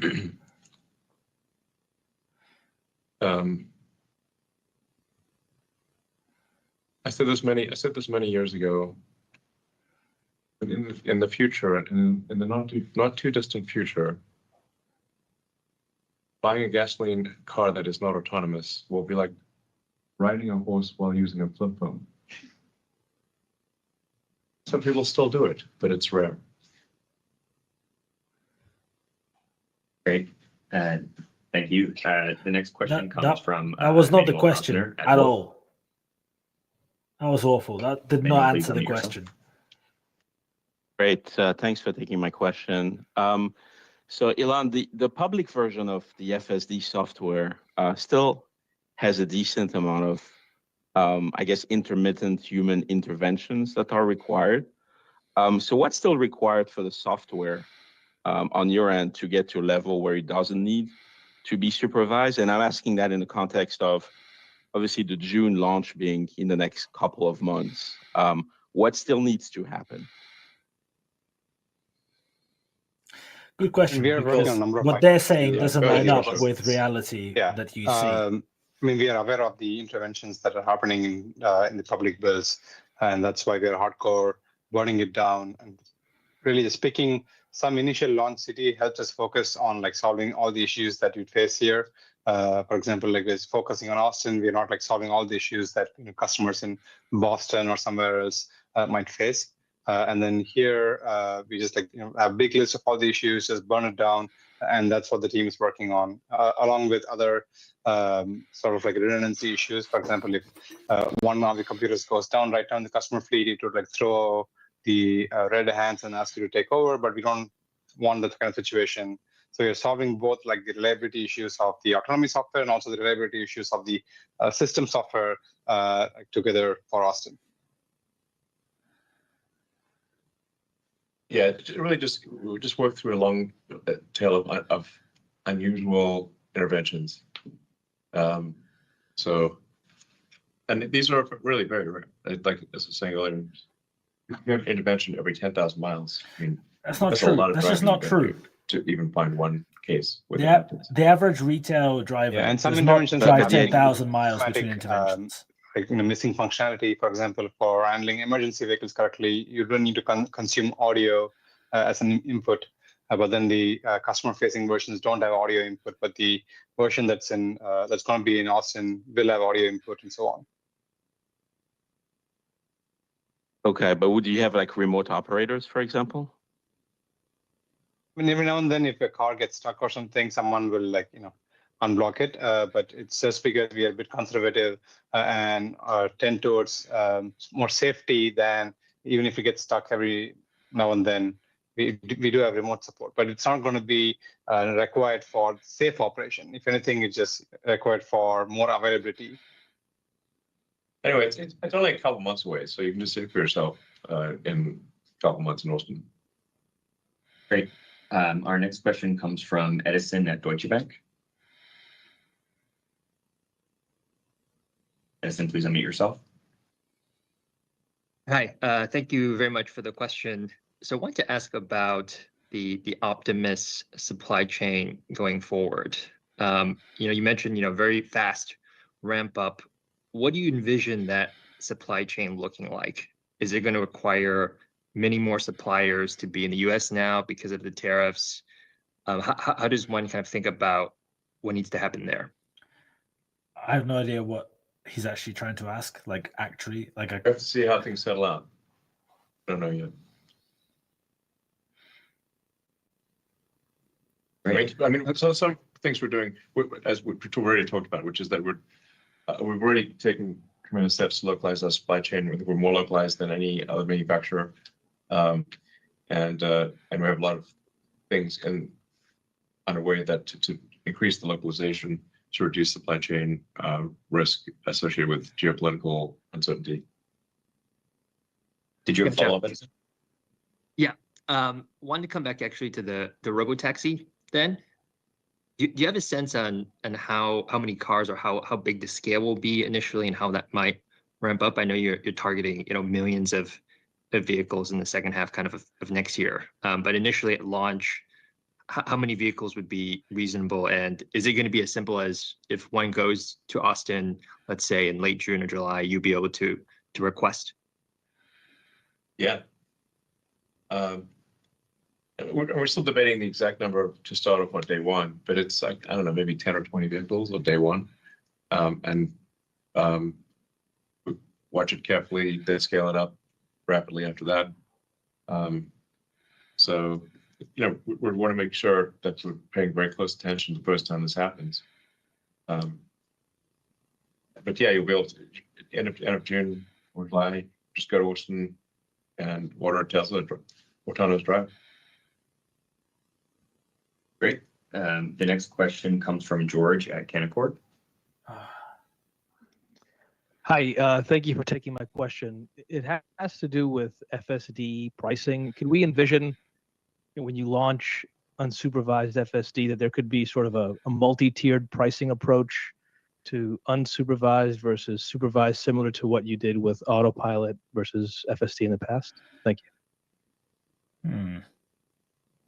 I mean, this is something which we've been thinking about. I mean, just so you know, for people who have been trying FSD and who've been using FSD, they think even the current pricing is too cheap because for $99, you're basically getting a personal show. Yeah, I mean, we do need to give people more time to like, if they want to look at, like a key breakpoint is, can you read your text messages or not? Yes. Can you write a text message or not? Because obviously people are doing this, by the way, with unautonomous cars all the time. And if you just go for a drive down the highway and you'll see people texting while driving, doing 80 miles an hour. And putting the makeup on at the same time. Yeah, putting on makeup, doing their hair with the mirror down, and texting and driving at 80 miles an hour. This is a common occurrence. So people eating lunch, you name it, shaving, So anyway, but right now the car is very insistent that you pay attention to the road, which reduces the value somewhat because it's very rigorous about you paying attention to the road, and we'll gradually lighten up on that with every few weeks or every month we'll relax that a little bit, make it so you can be more and more able to do things you want to do and not have the car demand your rigid attention. So that value, it'll really be profound when you can basically do whatever you want, including sleep,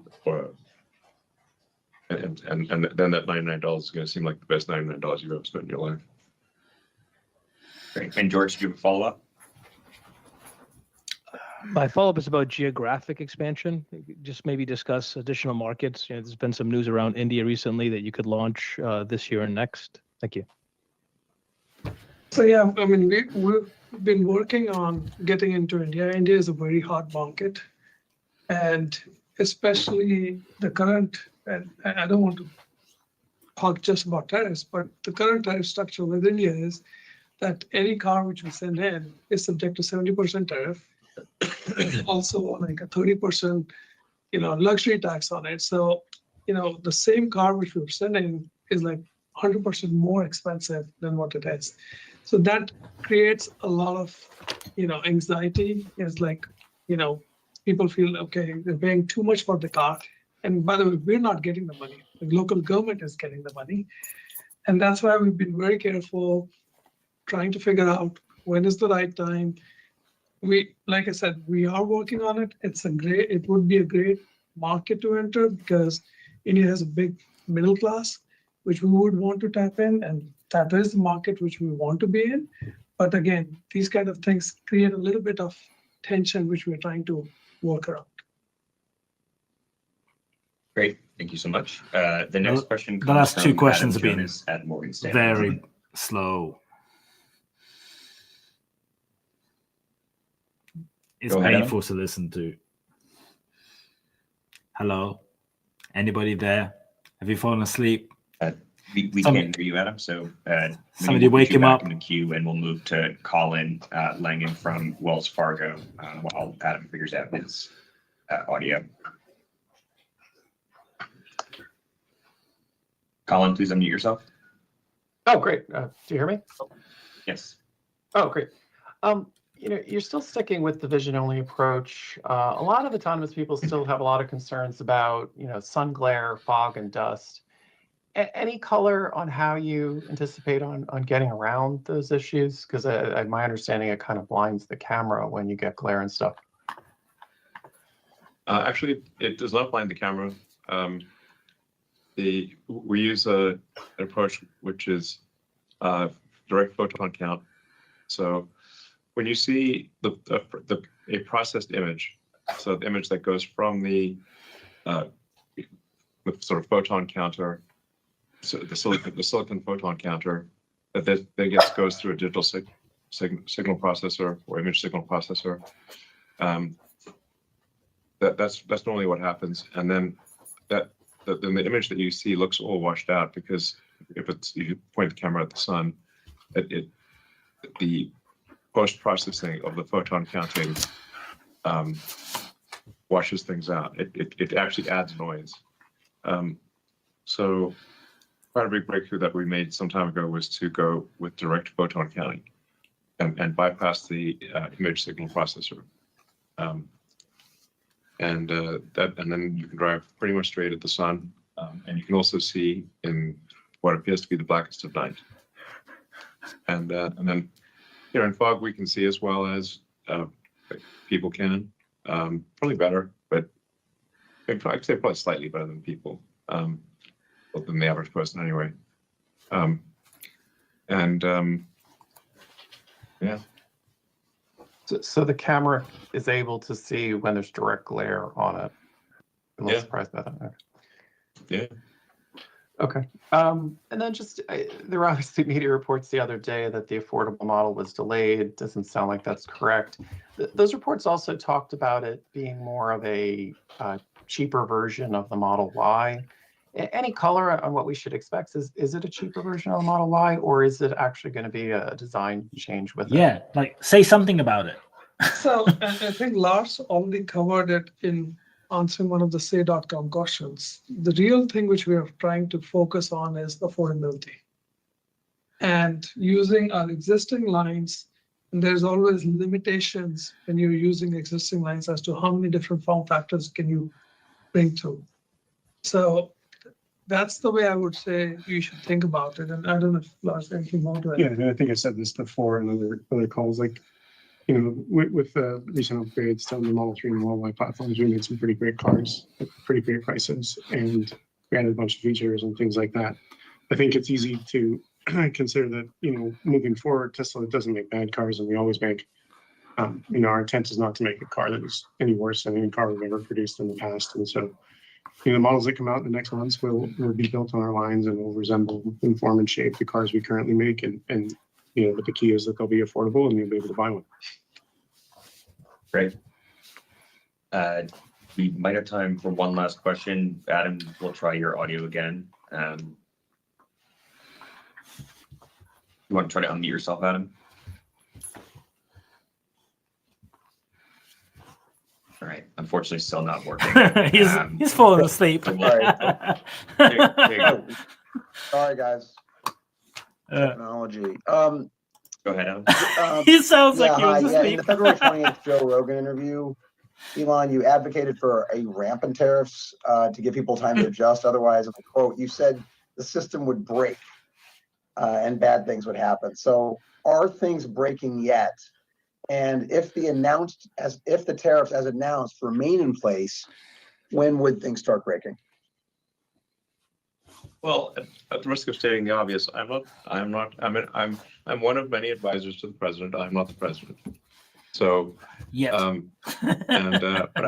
I've made my opinion clear to the president, and that and other people made their opinion clear to the president. He listens, he talks to many people, and he makes his decision. And I'm hopeful that the president will observe whether my predictions are more accurate than the predictions of others, and perhaps weigh my advice differently in the future. We shall see. I'm an advocate of predictable tariff structures, and generally I'm an advocate for free trade and lower tariffs. But now one does need to take a look at where if some country is doing something predatory with tariffs, or is providing extreme support for, if a government is providing extreme financial support for a particular industry, then you have to do something to counteract that. But I think that's on a case-by-case basis strategically.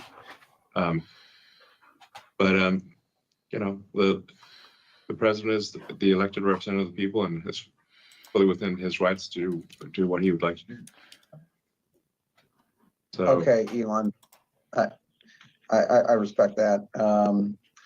Just as a follow-up, and thanks again. Between China and the United States, who, in your opinion, is further ahead on the development of physical AI, specifically on humanoids, and also drones? I'd be interested. And is it even close? And kind of how?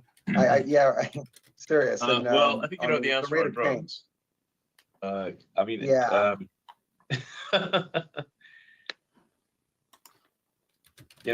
A friend of mine, Naval, made this, posted on X. I reposted it.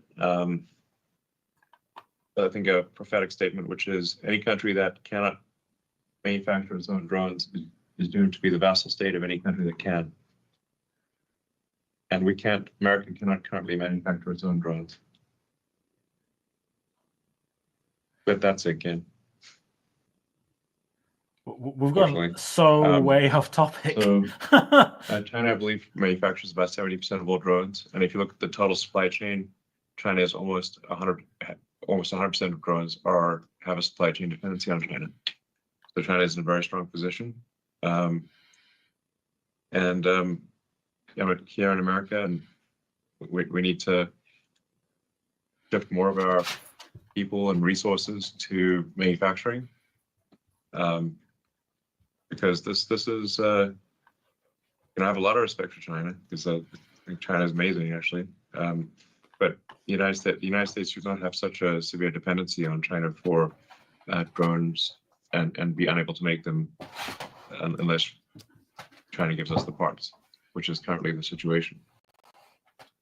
With respect to humanoid robots, I don't think there's any company in any country that can match Tesla. Tesla and SpaceX are number one.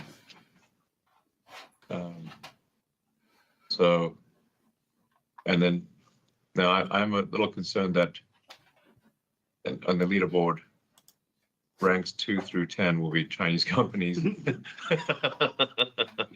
But I'm confident that rank 1 will be Tesla. Great. Well, I think that's unfortunately all the time we have for today. We appreciate all your questions and look forward to talking to you next quarter. Thank you very much, and goodbye. Well, that was it. Thank you very much. How do I turn this off?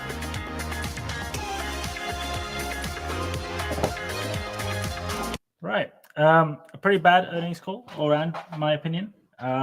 We saw some very poor financials, very, very low net profit after the car revenue numbers fell very, very sharply, far ahead of where the volume sales fell because of the incentives that were run in order to sell the number of cars that were sold. The gross margin on cars was extremely low, and that was sort of to be expected with factories. But at the same time, given the fact that most of the factories should be at least ramped to some degree, the fact that the margin was that low, despite that, even with the model switch, I think was somewhat disappointing. The way that a lot of the questions were answered on the earnings call, I thought was not very good. Starting with, the questions they knew about in advance, but also Pierre Farragu's question, the first one, was extremely pointed, basically kind of asking, there's all these other cars that don't seem to suffer the same issue of people not buying them. Sure, there's ups and downs, but BYD sold a very good number of cars, comparable, about the same, slightly more than Tesla in EVs. And I know they're very, very different market segment, but you go and look at similar market segments, you go and look at BMW in this question, etc. Like, why are they selling cars? Like some quarters are better than others, and Tesla is not growing and actually like suffering. And they really avoided that one. I thought it was very, very bizarre how they walked back on all of the stuff to do with the robotaxi, and they're like, oh no, you have to differentiate robotaxi and cybercab, not the same thing. The cybercab is the car that will be coming sometime next year, so that timeline has shifted right out. And the thing that we're going to be launching this year is going to be the Model 3, Model Y driving around with FSD. According to them, there is a meaningful intervention every 10,000 miles in their testing. That's certainly, even in the most optimistic reviews by big fans of the brand, that's certainly nowhere near reality. Sure, sometimes they do a drive of like a few miles in a city, that requires no intervention. Sometimes a longer drive, but generally speaking, they happen with some level of regularity. And this is in areas that are more, popular with Tesla, where the data is a lot thicker. So the moment I think that goes outside, so I do understand that it's progressing, but I think there's a little bit of misalignment in terms of what reality is. I think like launching something that genuinely, that they were saying that by the end of this year on the earnings call, they were saying by the end of this year, people who own a Tesla car will be able to have unsupervised FSD on their car. I do not see how that could possibly be feasible given where we're at the moment, and given how long it would simply take just the regulatory steps to be taken in order for that to be viable. Like, who's going to be liable for the risk? Who's going to be liable when something unpredictable happens and the person in the car who's asleep or playing on their phone or whatever dies?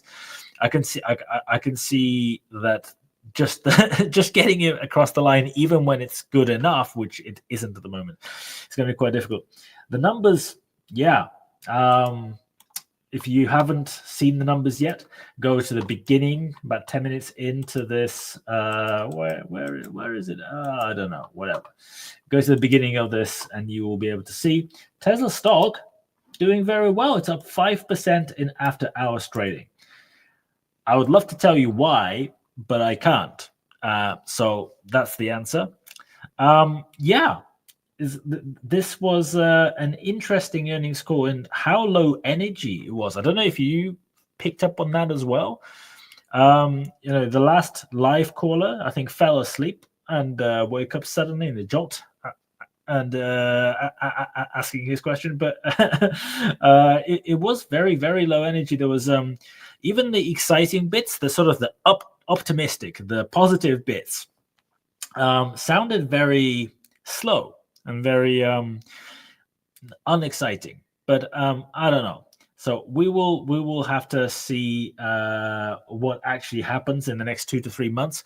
But it sounds by all accounts like just a handful of Model Ys will drive around Austin in a small area and people will be able to hail them maybe, or maybe it'll be just restricted to certain Tesla employees or something. I don't know. But it looks like the whole thing has been walked right back, and any meaningful progress has been pushed back to the end of next year. They're not providing any guidance, which is very concerning.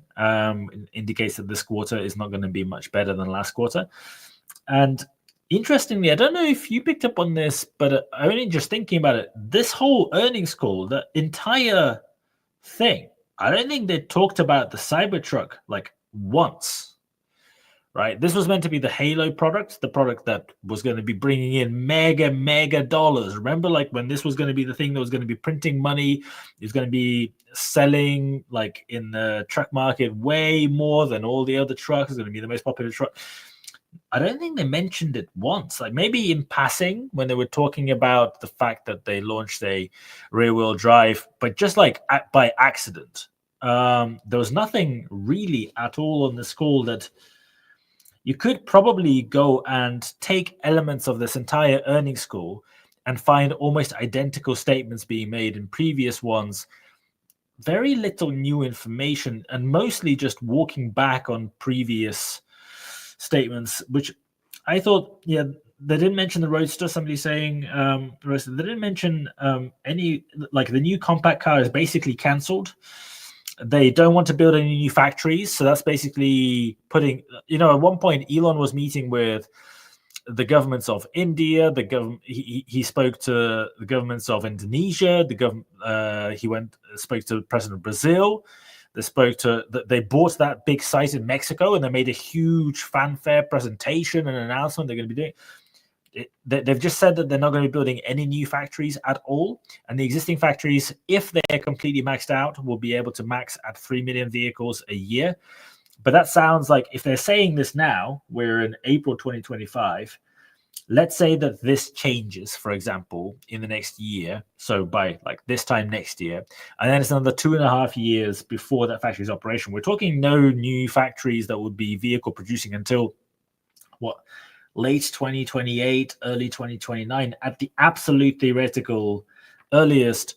So there's going to be ultimately a cap on manufacturing. And even if this car is extremely popular, right? Even if FSD does break through and becomes very, very popular and everyone wants it and everyone uses it, the issue they're going to have is even if demand is there, they can't produce the cars, because if the absolute maximum limit is 3 million cars, and that includes all of the different models that are, maybe not going to be the most obvious robo-taxi material, like the semi-truck.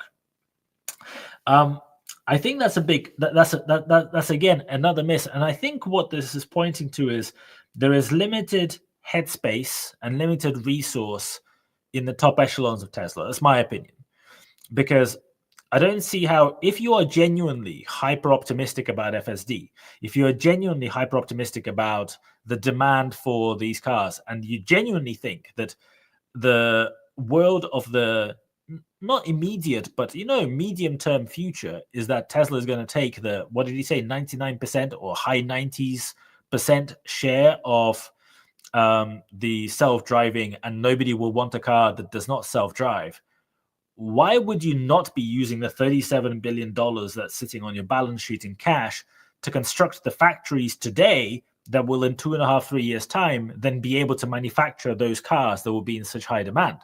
Because if you only start doing it then, well, then it's going to take you an extremely long time before you actually can sell the cars.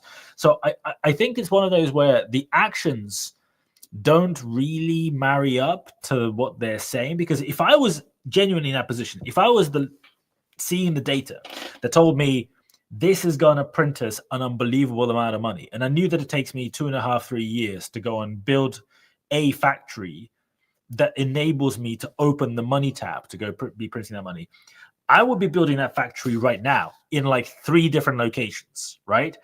So that my 3 million capacity becomes more like 6 million capacity, theoretically. So that Toyota, Volkswagen, those kind of companies sell 10 million cars a year. So if you genuinely think that this thing is going to replace those guys in any reasonable timescales, you would be building factories. There are what 82 million cars, depending on the years, goes up and down, produced, like sold a year globally. So if you think that you're going to be taking significant market share because this thing is going to be genuinely ready, you would be building the factories, right? Even if you think you're going to be one of the top manufacturers at 10 million, which is where the top guys are today and have been for a little while, you need to be building factories because you're like a 30% theoretical maximum of that level. And if you want to actually output 10, 11 million cars a year, your capacity would probably need to be more like, I don't know, 13, 14 million. So they're nowhere near that. And so I think it's one where you look at the actions being taken and the decisions being made, like canceling the compact, etc., and they just don't tally up. So even let's say you are right, and FSD is going to completely revolution, and everyone will want to buy a car with FSD. What happens to people who want to go and buy a smaller form factor car? Well, you're not designing it, you're not releasing it, you decided to basically cancel it. It feels like a company with this much resource and this much money should be able to focus on more than just like one or two things at a time. And it would take different people to focus on them. So it's not like you're taking away from this thing over here. The AI engineers are not going to be there building the manufacturing lines in a factory in Indonesia or whatever. So yeah, I think it's, to me, if the more I digest this in my head, it's been a very disappointing earnings call where they basically just kind of undid a whole load of the stuff they've been promised and didn't touch many topics that I thought they should have really talked about. So yeah, that's where I'm at. Thank you very much for watching. Hopefully we will be able to do a bit more of a succinct session on this at some point. But yeah, thank you guys for joining me and staying all the way through. And I think it's time for sleep because it's midnight, and I think my dog wants to play with rope. Yeah. You want to say bye to people? No? You want to say bye? All right. Bye-bye, everybody. Thank you very much for joining me. See you later.